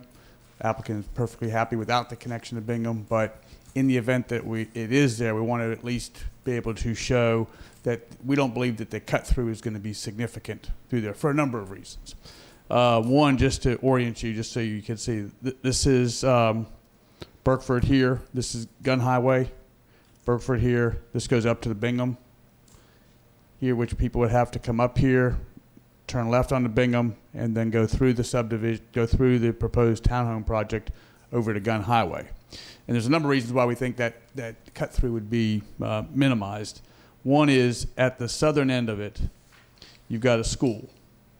So you've got traffic that's backing out actually onto Burkford in that area, which obviously creates some congestion just in and of itself. And then 3, there are, tough to see, but there are 3 speed bumps along Burkford from Gun Highway up to the subdivision. This just kind of shows the location of the 3 speed bumps that are there, which would slow people down. This is the 3rd one. This is the entrance to the subdivision. Then in addition to that, as indicated, there are 2 chicanes that are proposed to be provided. So this is the Bingham Court. This is the proposed townhome project. And there's 2 chicanes, one as you enter here and then one also near Gun Highway. And what I've done is shown a picture of what they look like to give you a better idea. So you can see what this is as you approach this, it goes from a 2-lane road down to 1 lane. So you actually, if someone's coming the other direction, you actually have to stop. One person has to let the other one go, then you continue on. So the idea that this would be quicker than going through Gun Highway is highly unlikely because of the school congestion, because of the speed bumps, and because of the chicanes, and having to find your way through, as they indicated, their residential streets. So from that standpoint, we don't believe that the cut-through would be significant. But again, from our standpoint, we're perfectly happy without the connection to Bingham. And this is a question for you that perhaps you don't know because it's not on this site, but the testimony in opposition regarding the width of Bingham Court. Do you have any idea how wide that road is? They're 20-foot wide road. Oh, it's a 20, Yes. the travel lane is 20 feet. The 20, yes, correct. I see. All right. And so what is the developer's feeling about an emergency access? We're perfectly fine with emergency access. And the chicane still stays? No, the chicanes would go away. If there's only emergency access, there would be no cut-through, so there would be no reason for having those at that point in time. It would just be... I see. Only to slow down the traffic if right, it's a full access. The only purpose for this is full access to limit or eliminate the cut-through traffic. Understood. All right. Thank you so much. Thank you. And I just also wanted to clarify that if emergency access is proposed, then there will be a gate. Those are gated, and they give Knox box access to the fire marshal. So that just to make that clarification on the record. Did you have one additional comment you wanted to make? You just put your name on the record. Yasin, Development Services, Transportation. So I just wanted to add that if it's an emergency access, we would like to have at least a pedestrian connectivity through so that people can walk to the neighborhoods. Having it as a connection is actually going to provide accessibility to the residents who are here for opposition to Gun Highway easier instead of going through the arterial collector roads around. So it gives them an alternative route to get out of their subdivision through the proposed subdivision. So we would like to at least provide emergency access and a pedestrian access if that will be a recommendation. I see. But our preferred recommendation is having a full access with chicanes. All right, thank you. I'll give you the last word. Just like to say again on the record that the Board of County Commissioners has found this a development of 80 units to be consistent with the comprehensive plan and the land development code without disconnection. So again, I think that I appreciate what staff is saying and that staff is trying to promote connectivity, but the board has already reached a decision on this, and what we're proposing in our development and what we needed for our development really didn't relate to that access point. We were changing the unit type and the design standard, so it's not like we triggered a change where what we're doing now necessitates the connection. It's a different situation than that, and we do appreciate the neighbors being very professional with us, very upfront, and we do apologize that they had to come out this evening to address this issue with you. All right, thank you so much. And then with that, we'll close major modification 19-1297 and adjourn the hearing. Thank you all for your time and testimony.